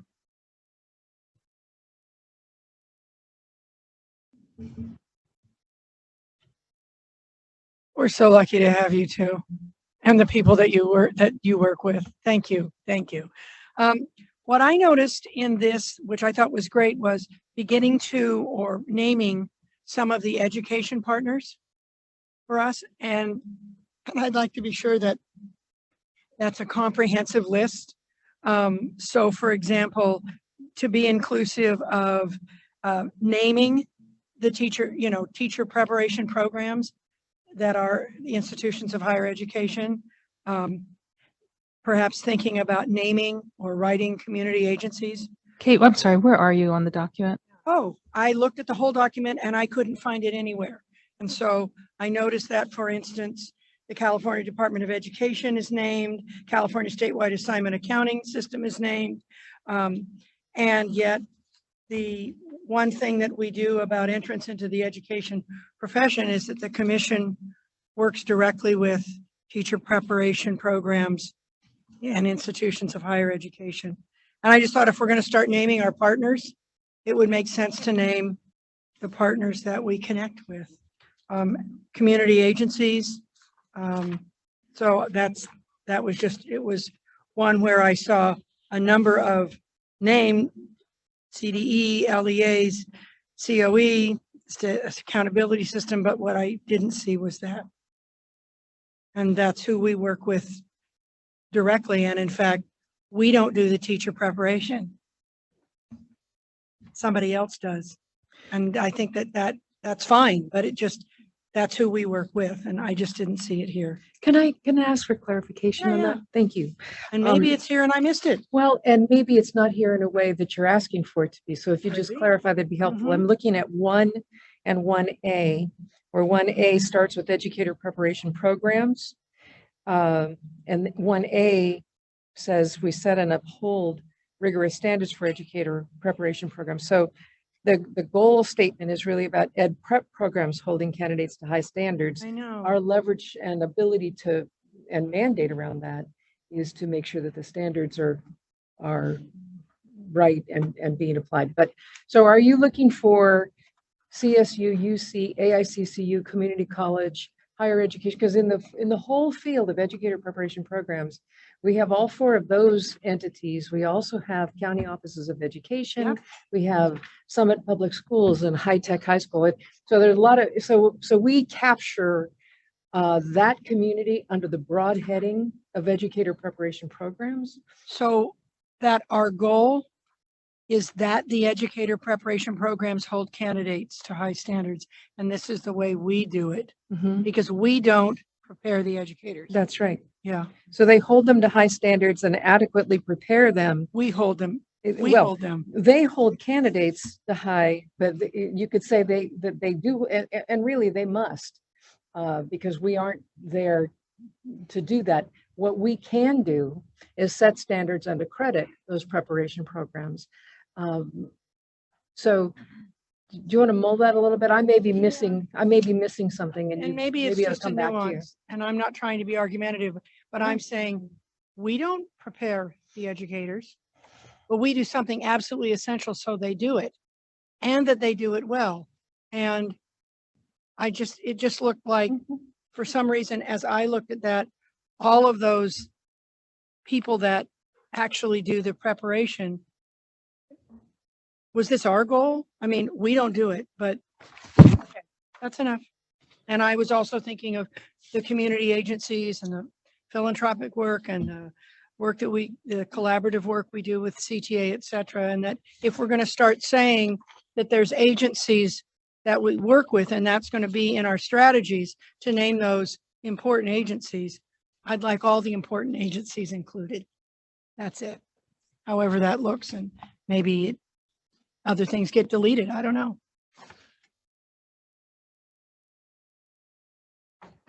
You're facilitating this. I should not be calling on people. Caitlin, go Happy ahead. to share the fun. I think I had seen Commissioner Simmons for quite a while, and then maybe we'll go and Commissioner Francois, and then back over to the side to Commissioner Heredia. Okay, I was going to say, as somebody who's been a hanger-on at the commission for 25 years, but I think we established this morning it was 30 years. So I have to say I was a little disconcerted with the statutory mandate because you have DPP and CAW in the same item. And that's just not my schema for this. But then Commissioner Hartwig's comment about this is actually for people who don't necessarily, it's not the inside baseball document. I'm actually fine with that.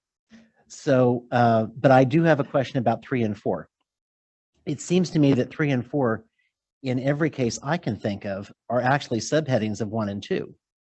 So, but you don't want to have just 2 statutory mandates because you always need at least 3. So, yeah, it's a numerological thing. So, and I also had a question about the purpose of the strategic plan. Because if the strategic plan is for outside people to look at what we're doing or for us to assess our own work, then I think this is great. But there's one piece that I have a concern. The basic managerial day-to-day things that the commission does like in the finance, government relations, human resources. Those things are not covered in the strategic plan. So my question is, like when we do things like evaluate the executive director, who is a wonderful manager, by the way, are all of those pieces, if they're not in the strategic plan, are we going to still be able to address those? Because not all executive directors in the past have been good managers. So that's my question.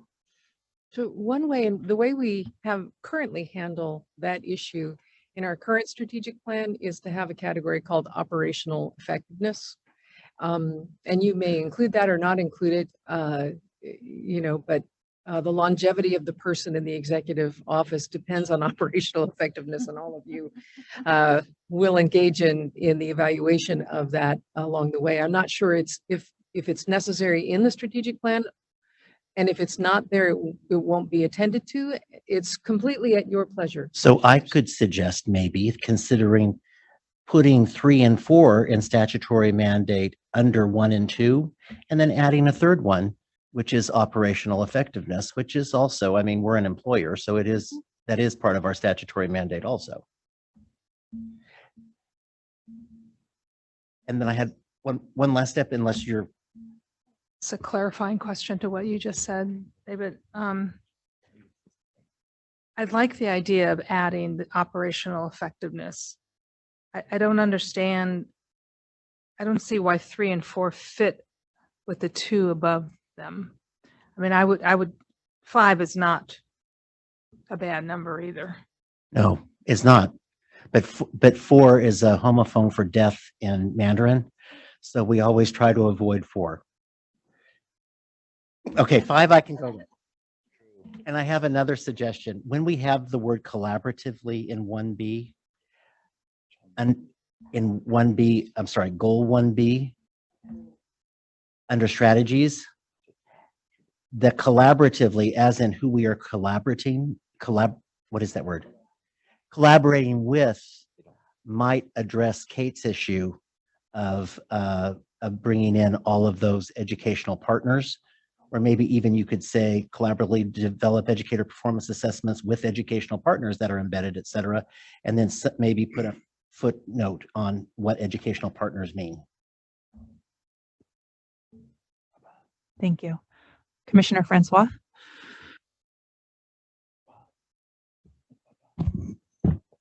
Thank you. Ooh, that was a lot. I said it out loud now so I can move forward.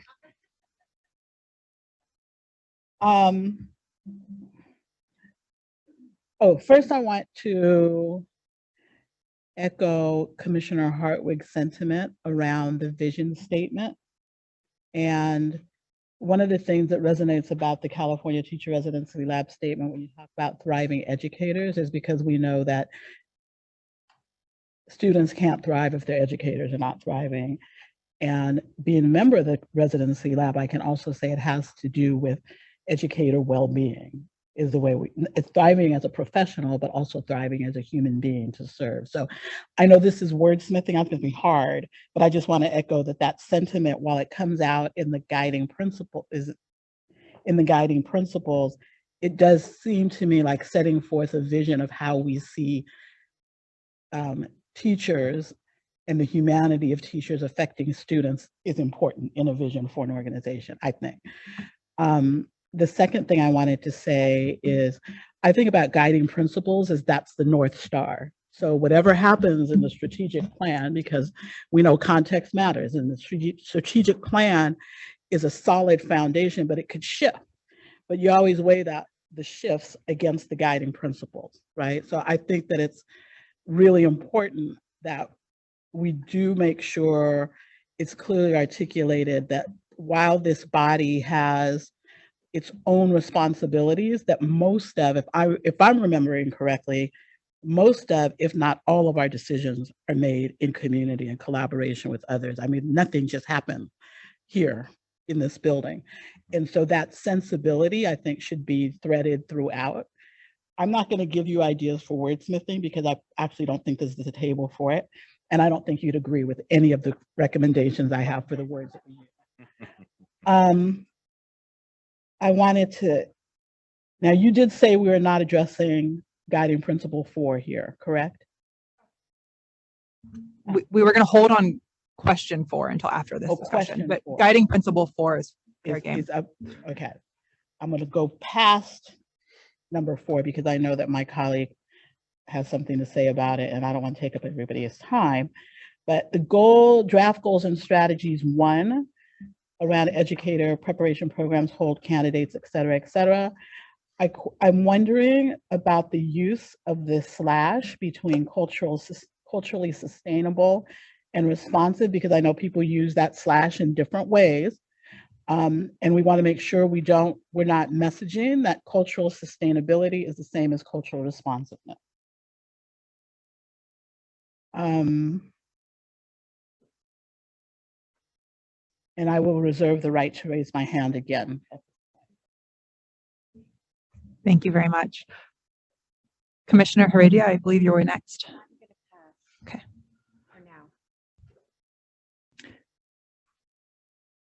Go ahead, Student Liaison Tran. Yeah, I just wanted to echo the idea of like a vision statement. I'm like wondering what the purpose of this vision statement is and how do we envision using this vision statement. So Commissioner Hartwig, you kind of mentioned of like looking at this vision statement, we'd hope to be like inspired or having a powerful, meaningful impact. Really breaking down the words of this vision statement. I think being able to differentiate between a vision statement and a mission statement. I think the mission is the floor, and then the vision statement should be like, what should we ultimately always be striving for, like the ideal conditions. And I think like thriving really speaks to that. And looking at, I see that I want to avoid like, again, the wordsmithing, because like, I know wordsmithing is really hard, but I see that the adjectives in the vision statement and really unpacking that. I imagine unpacking this statement and repacking it and getting meaning from this vision statement. And I'm looking at the word welcoming. I see adjectives as like a criteria, something that is a descriptor of a performance. And I'm wondering how what the word welcoming, building welcoming schools means and looks like for this commission, and if that is relevant to what the commission does.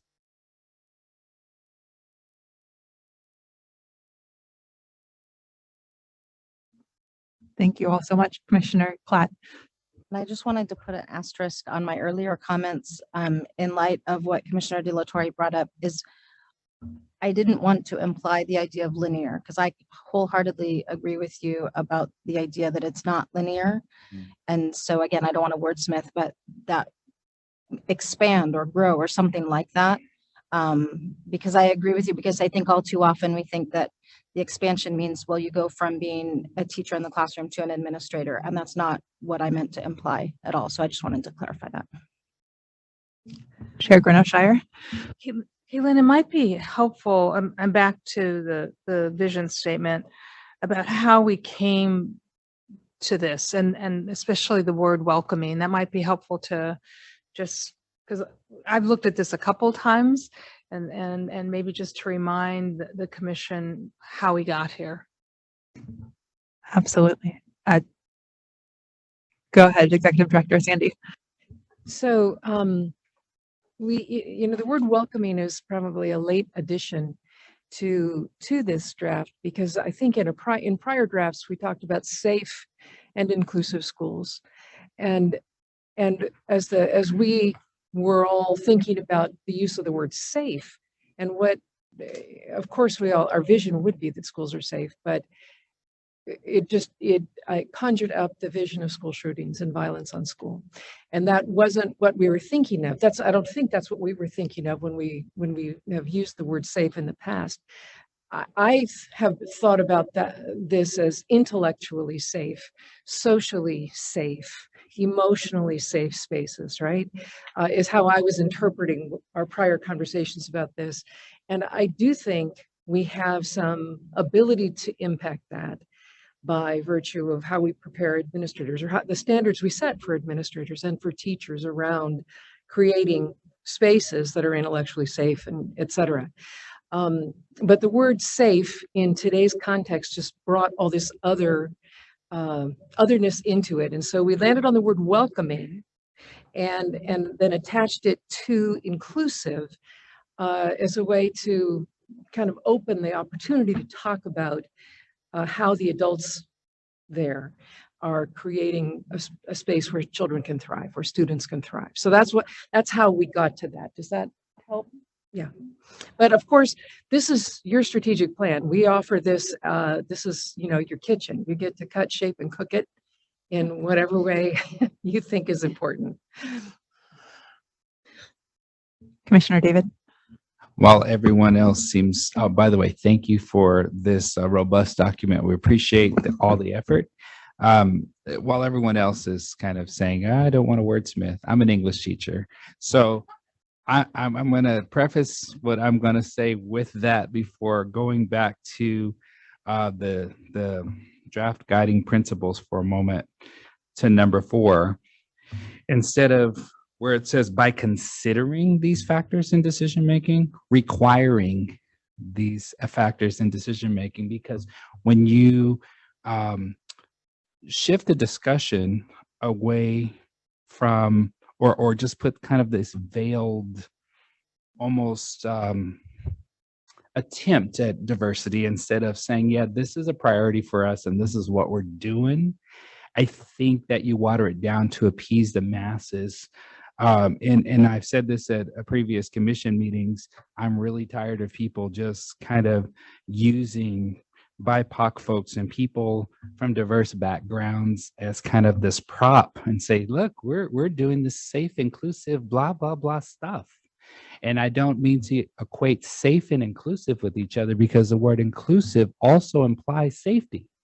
And something that is welcoming for people who don't believe in an inclusive environment would mean welcoming hatred into a school or an education environment. So I don't like the word safe, but I do like the word inclusive. And I think inclusive is a strong standalone word.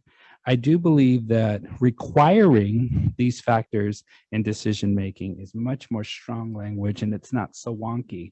So to that end, I'm going to wordsmith or suggest wordsmithing a little bit. And then turning the page, on page 3, there are a lot there. I notice in the vision portion of the statements, there are lots of gerunds, lots of INGs, right? But if we look at what's in the grid here under strategies, nothing has an ING. I'm just wondering if there is a lack of consistency on purpose, or because I know how to write a vision statement. I do know how to write goals, and I realize that depending on what organization you're talking about, they consistently do the INGs or not, but still strong statements either way. Is there a particular reason why no INGs in the grid? I think it was a stylistic choice, but I also think that when we think about the guiding principles, it really is that how is the commission committing to do this work? And I think that's where we really emphasize those ING words. But I welcome suggestions of including more ING words if that's your recommendation. Gotcha. Thank you. And then also back to Commissioner Brown's point about mentioning our partners in this. If we're going to include them, why not mention CTA and CFT? I mean, because they are groups that we partner with. And then you get into a slippery slope also, because there are lots of these organizations that call in and make comments, public comments, and they too are organizations we partner with when we do studies, for example, and when we're looking at the P2 credentials. So either we are going to mention them all or have some generic labels for our partners, because I think it would make it so that this would be a much more brief document. So you wouldn't want to go on forever with this. Also in number 6, I think someone else already made this point, and I just made note of this, that number 6 on page 4, where it says educators are of high moral character and act accordingly. It says investigate allegations of misconduct and take appropriate disciplinary action there. If this were part of a national board certified teachers component written commentary, I would tell them that they are not going to pass because it's written in deficit language. And so I think someone else's point of writing this in somewhat of an asset, from an asset lens, or parts of it. All of it doesn't have to be, because I realize what we do in closed session, right?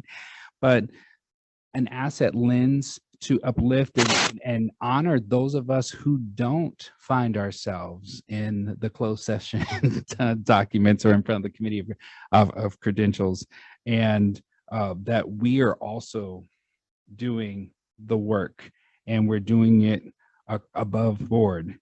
The last comment I have is for number 7, and I'm looking at M and N.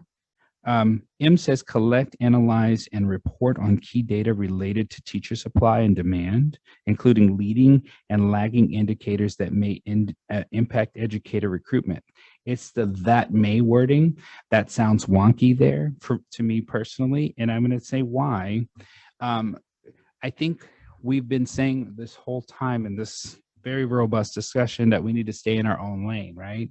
And if we're saying that may, it sounds like we're throwing money nebulously at something that we might find in the future. And I don't think that that's kind of the intent of the language, but that's what it sounds like, right? And then in letter N, it says build the commission's capacity to collect and analyze survey and assessment data that shed light. And then between that and shed, I would ask that the word will be put in there, because again, it shows a use of taxpayer dollars and our efforts toward an actual end, as opposed to just some kind of nebulous thing out in the universe. And that is the extent of my feedback. Thank you. Commissioner Gross. Thank you. I've been stuck this conversation thinking about our induction programs and how critical that support is. And I'm wondering if our strategies are a little too basic, for lack of a better word, in terms of, to me, ensure induction programs appropriate support, like that just seems like compliance. And we need induction programs to effectively support teachers. And I'm wondering about if we can include also some language there around, like, they're not just moving through professional development, right? They're instructing our children. And how are we ensuring that induction is really focused on that support as well? And also, we know that our teachers of color, retention is very challenging because we aren't creating communities that are supportive and culturally responsive. And so I wonder if calling that out might help us stay focused on that, especially since that's a standard area we're looking at this year of those professional standards. I really appreciate my colleagues' conversation around the guiding principle number 4, advancing equity, diversity, and inclusion. I also wonder if we call out, right, we're not just thinking about our educators, we're thinking about our students. And I don't think it should just be in our decision making, it should be in our innovation as well. And not an end goal, not end goal, but not just as we're deliberating here, but like an expectation that this is how we design. Those are my comments. Commissioner Francois.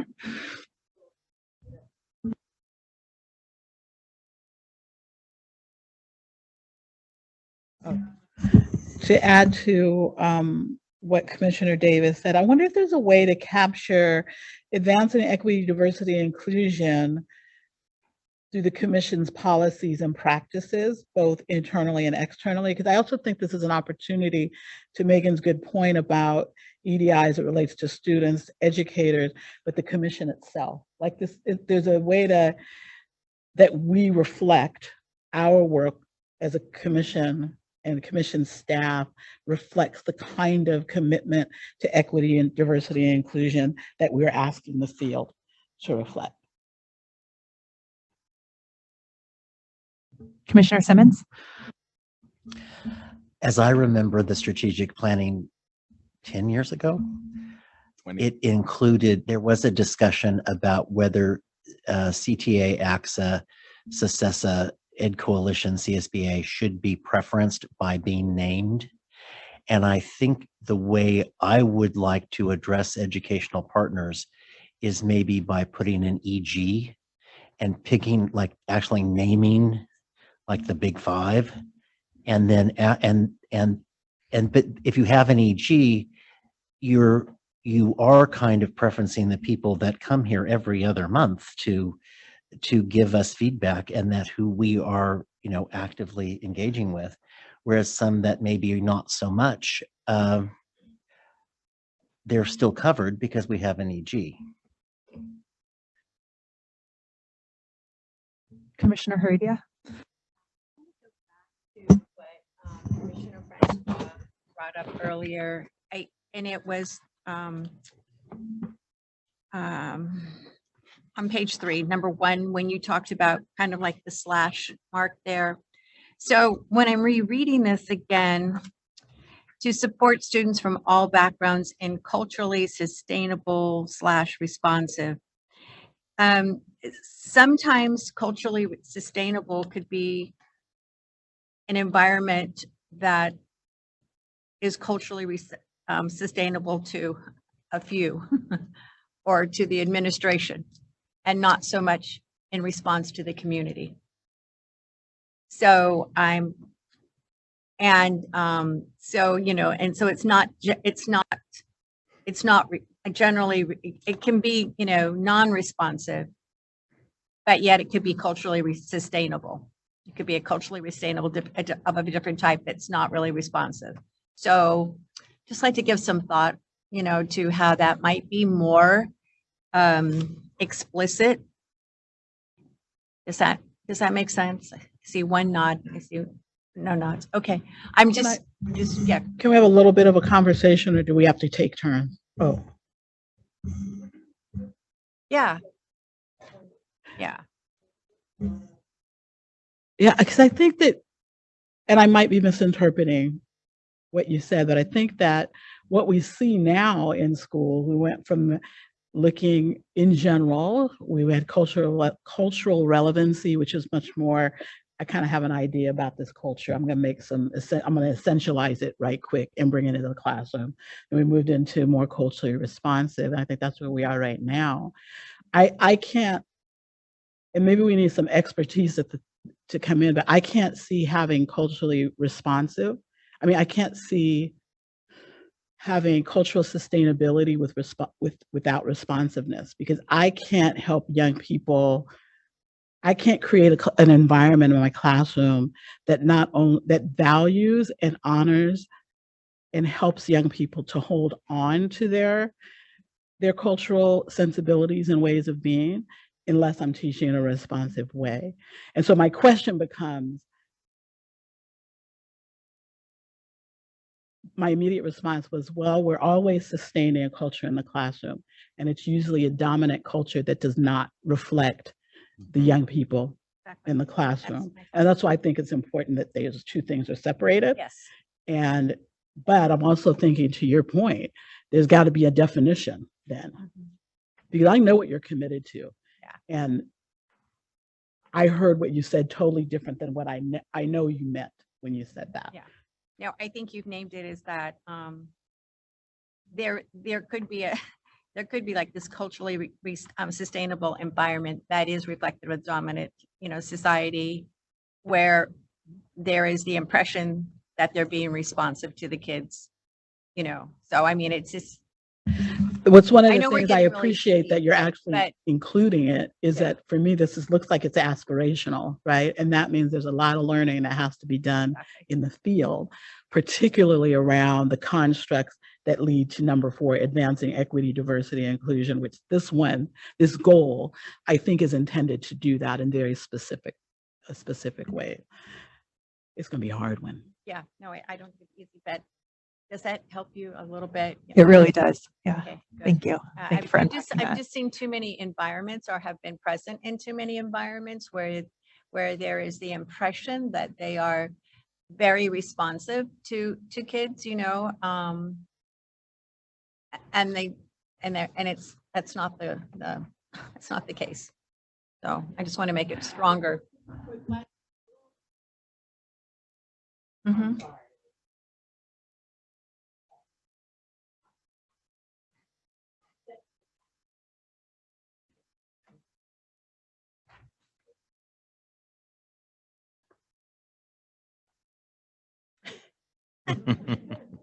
Thank you for the conversation, Commissioner Francois.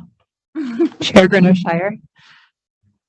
It might be useful, a product that is attached to the strategic plan is a glossary where we come together and we define these terms and what we collectively agree that they mean. So that's just like another thing to do, Amy.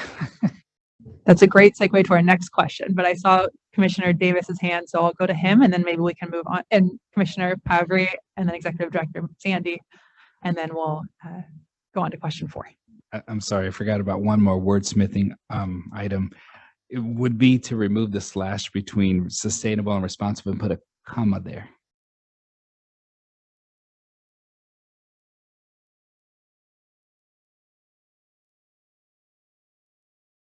Okay. Yeah. So I'm looking at our guiding principles and values, which we affirm and we wanted to make more strong, and then I'm looking at our goals and strategies. And in some places, I'm seeing our values reflected. And in many places, I'm seeing our goals and strategies written in a very neutral, values-free manner. And really what I'd like someone to pick up our goals and strategies and be able to say, this is what the commission is about. And I'm not seeing that yet. And so I really do think we need to look at each of these with the lens of each of our values that we profess. Happy to help with it. Thank you. That's very helpful. All right, Executive Director Sandy.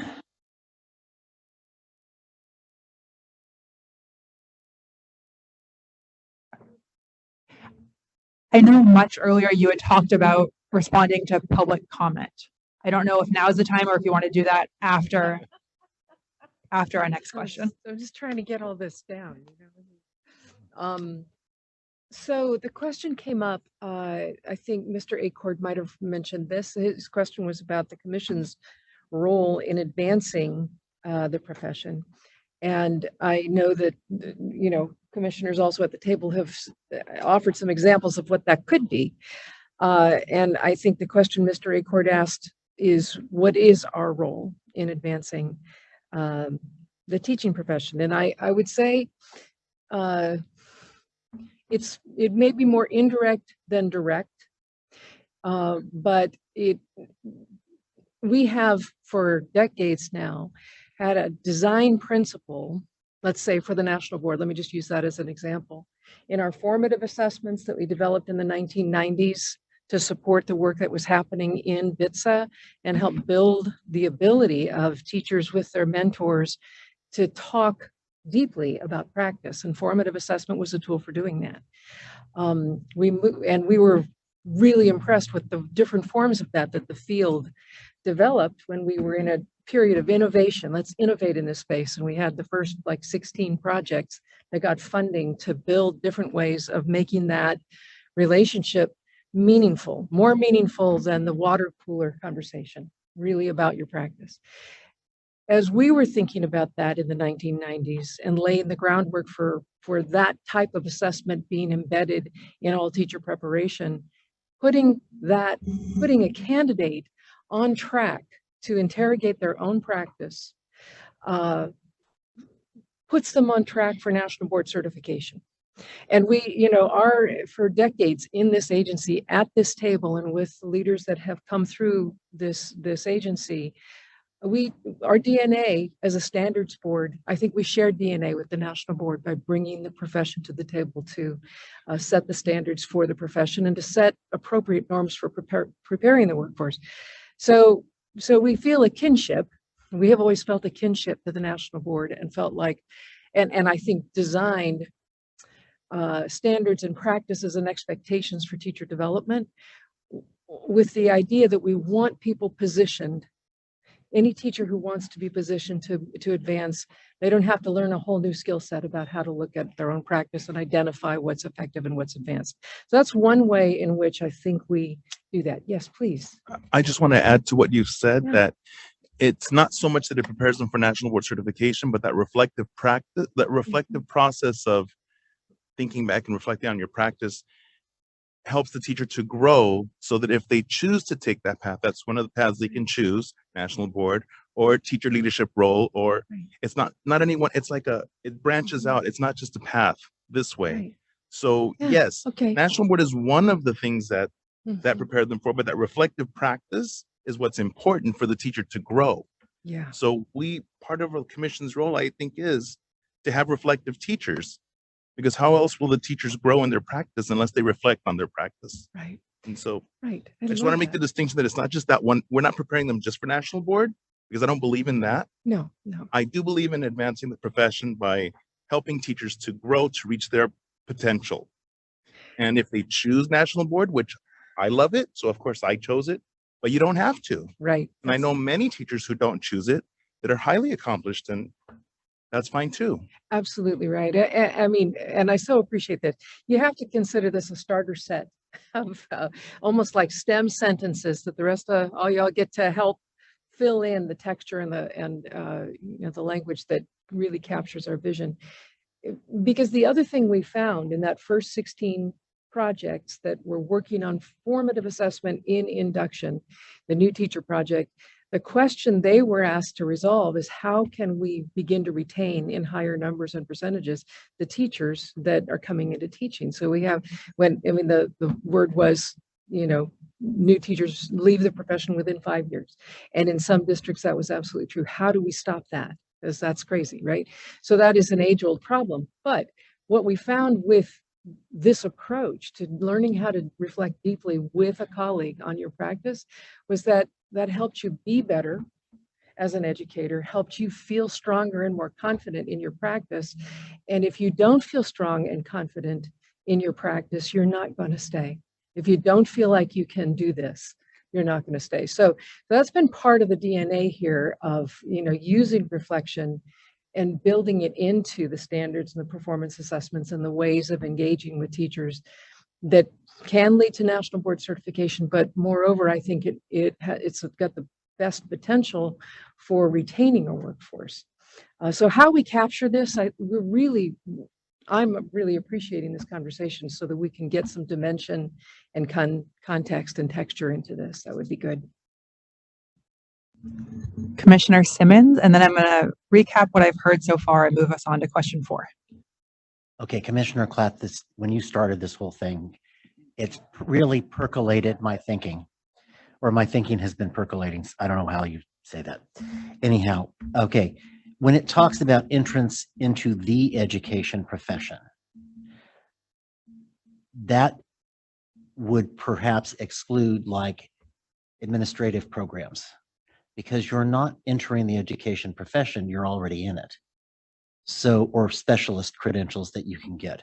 So I'm wondering if entrance into education professions, or some language that talks about licensure, or the different licensures that you get, might be more accurate. Can I add something? I know we want to move on, and I know essence of time. So what I've done is I've checked off everything somebody has already said, so I won't have to repeat it. Because I had a list and I noticed it, so I checked it off. I just want to refer to guiding principle number 5, taking a whole student approach. one of the things that really caught my eye when it said, by applying the science of learning. If you've ever seen a teacher, it's an art, right? It becomes very masterful. You become like, you're in awe what they're able to do with students, how they're able to teach them and capture and captivate them. And it goes on for the rest of their life for some students. And so for me, I think it's more than just the science.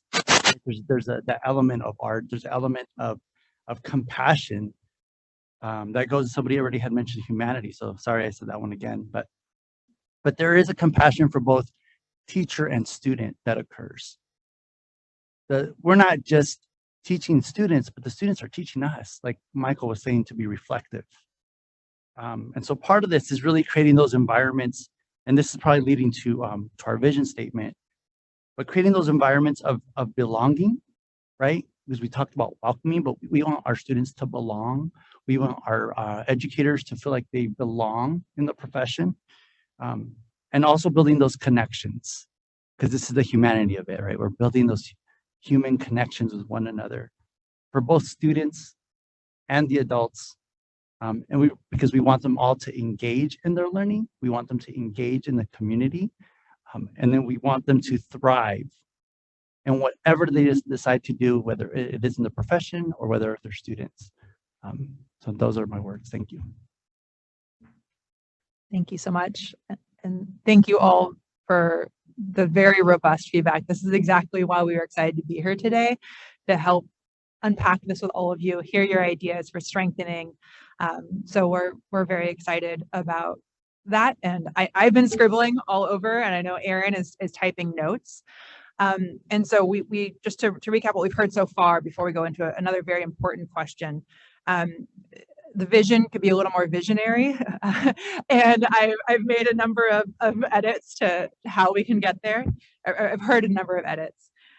We've talked about perhaps some restructuring of the statutory mandate and making sure that we include something around what the internal workings of the commission are, so operational effectiveness. We talked through the guiding principles and some very deep and robust discussions around a number of them, including what it means to collaborate and who we're collaborating with, thinking about stronger language when we talk about advancing equity, diversity and inclusion, excuse me, and a number. I'm not going to pretend to recap all of the great feedback because I know I will miss some of it. A number of other helpful suggestions as we think about our guiding principles. I heard a call for making sure that our guiding principles are reflected in our goals and strategies, and making sure that we use them almost as a litmus test to say, is this covered here? We talked about some, I didn't hear anybody propose to blow up the structure of the goals and strategies, but I did hear some helpful feedback to maybe rename and refine the categories themselves. And a lot of very helpful specific edits around the goals and strategies, and making sure that they're of the same grain size also was another theme I heard as we think about these goals and strategies. There was also a few suggestions of things that might be missing from this as we think about the strategies and how to make sure we lift those up and emphasize those further. And I'm going to stop there because I could speak to every single piece you said, which is what I want to move on to next, which was a suggestion we heard from Chair Grino-Shire around having a glossary. And to start thinking about that glossary, we put some definitions in the footnotes of this document. And we would very much like to get kind of your initial feedback to a few of these definitions that we've included and borrowed as we start to build out the CTC glossary for this strategic plan.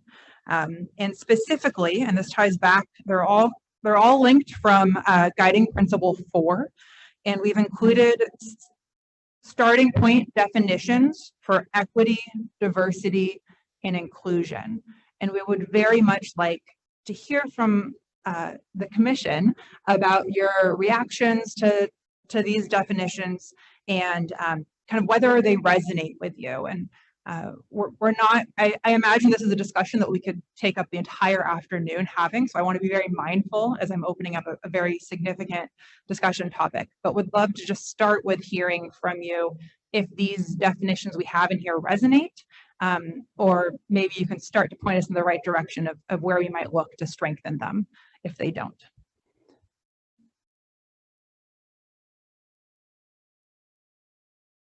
Commissioner Cruz.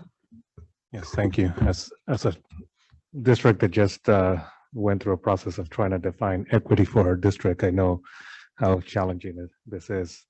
And, you know, I don't think you will ever get it just right. But I appreciate getting something to start with. I wonder, I mean, this is such an important piece of, I think, our strategic plan that it should be incorporated into the body of the strategic plan and not as a footnote or a glossary.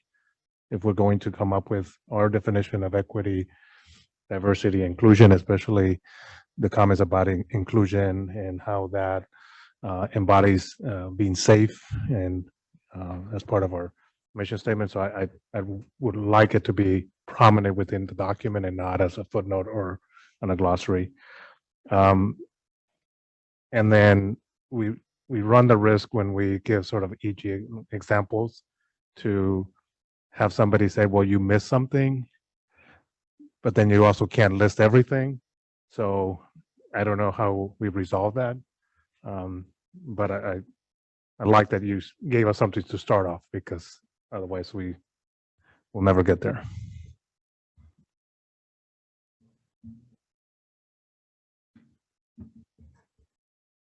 Caitlin, we have a public comment.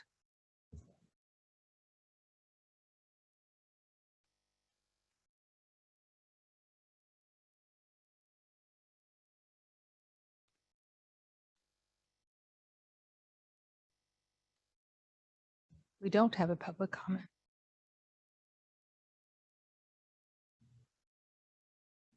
Are there any other commissioners who would like to comment on these starter definitions and whether they resonate?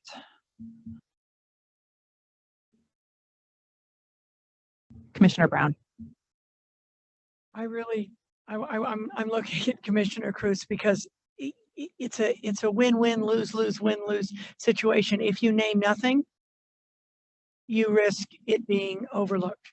If you name some things, you risk something being missed. And if you put it in the glossary, maybe no one will read it at all. Maybe you needed it here and also in the glossary, and just understand that. I think the same. So that's where I would go with what you're saying, and I welcome a response back. And just as a PS, number one, the term educator. If we're going to do that, maybe we need to think about putting something either in the glossary or here, because it's not just a teacher, it's an administrator, it's a yeah, okay, enough. Great point, thank you.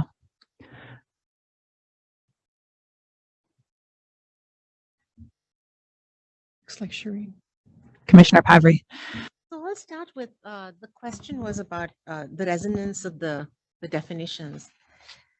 And at first read, they're not your typical textbook definitions. So I have read these terms repeatedly, have defined them, have engaged in strategic planning around them. But somebody's given this great thought, I think, the Washington State Board, and things that I first didn't see, I do see in here. So I think this is, I think these work pretty well for me.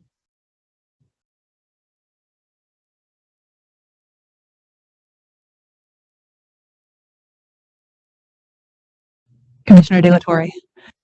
I agree that I do like these the definitions. The only one little thing that's prickly for me is with equity, when it talks about fair treatment. Because I know equitable and fair are not the same, they're very different. So I just want to make sure that distinction is made, that because I remember when I was a district intern and they said, oh, you have to be equitable, and that doesn't mean fair. So if one of your students, it's 5 minutes before class ends, one of your students falls over, needs CPR, but you realize, oh, I don't have enough time to give all my students CPR, so it wouldn't be fair to give that student CPR, which is ridiculous, right? But so then that always made sense. I'm like, oh, that's right. So it would be perfectly equitable to give that student CPR, and the other ones didn't miss out on anything. So I just want to make sure that, because it says fair in here, the guarantee of fair treatment, but it's not really fair treatment, it's equitable. I don't know if, yeah. That's really helpful. Thank you. But otherwise, I do love all these definitions. They're really good.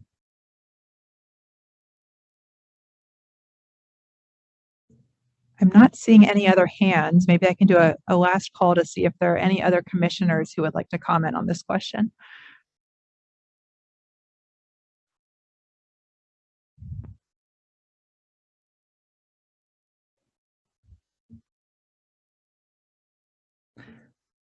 All right, and I know we do have a quick recap of next steps, but maybe we'll go there next, and then we'll wrap up the session. So thank you for the conversation. It was extremely helpful. We do want to wrap this up, and we want to touch for a moment on next steps, what happens after we wrap up today and come back to be with you in April.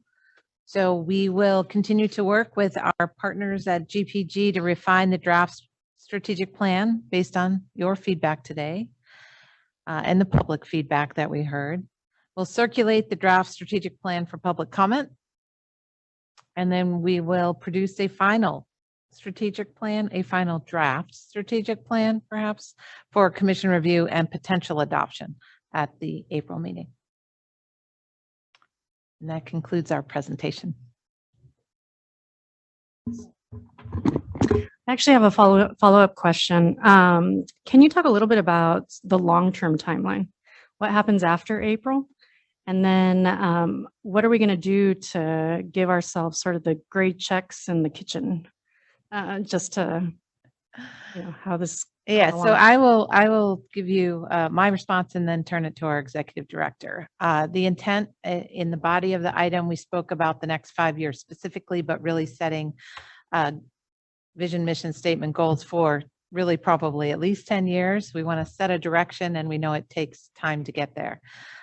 So once we get to a final set in April, perhaps, we would then begin working on this. We would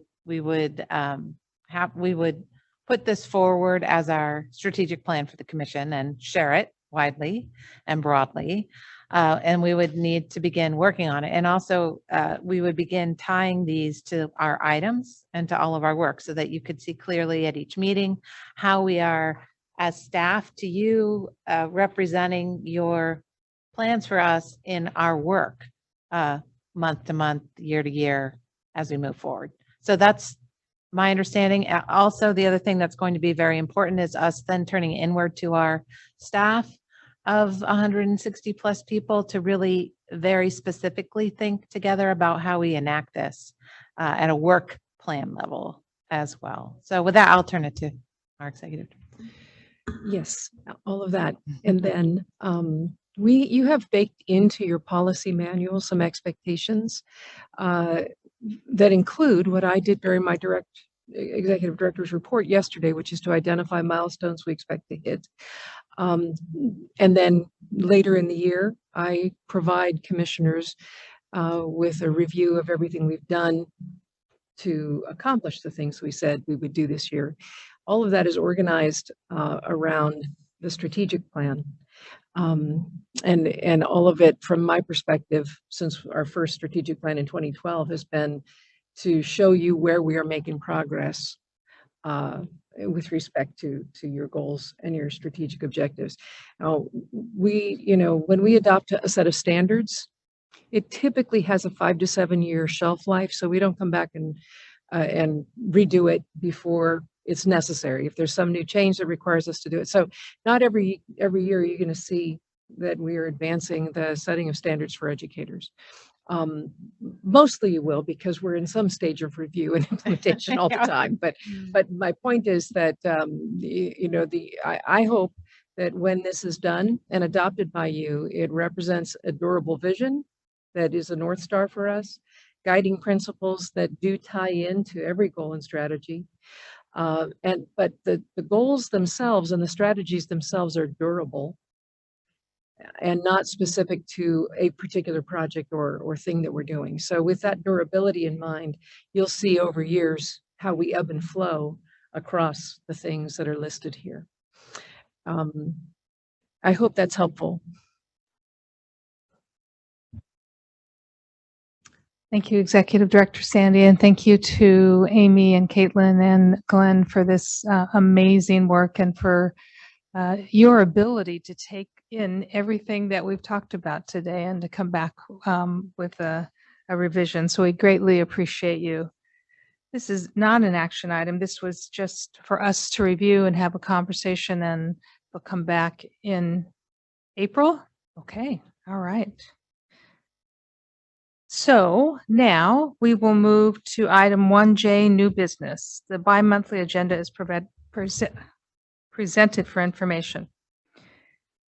Next on the agenda is audience presentations. Please notify the meeting moderator by submitting a request card or clicking on the raise hand icon if participating through Zoom or pressing *9 if participating by phone. Recording secretary, are there any audience presentations? We do not have any audience presentations. Thank you. I will now recess the general session. Members of the commission will go into closed session. The general session will reconvene after the closed session.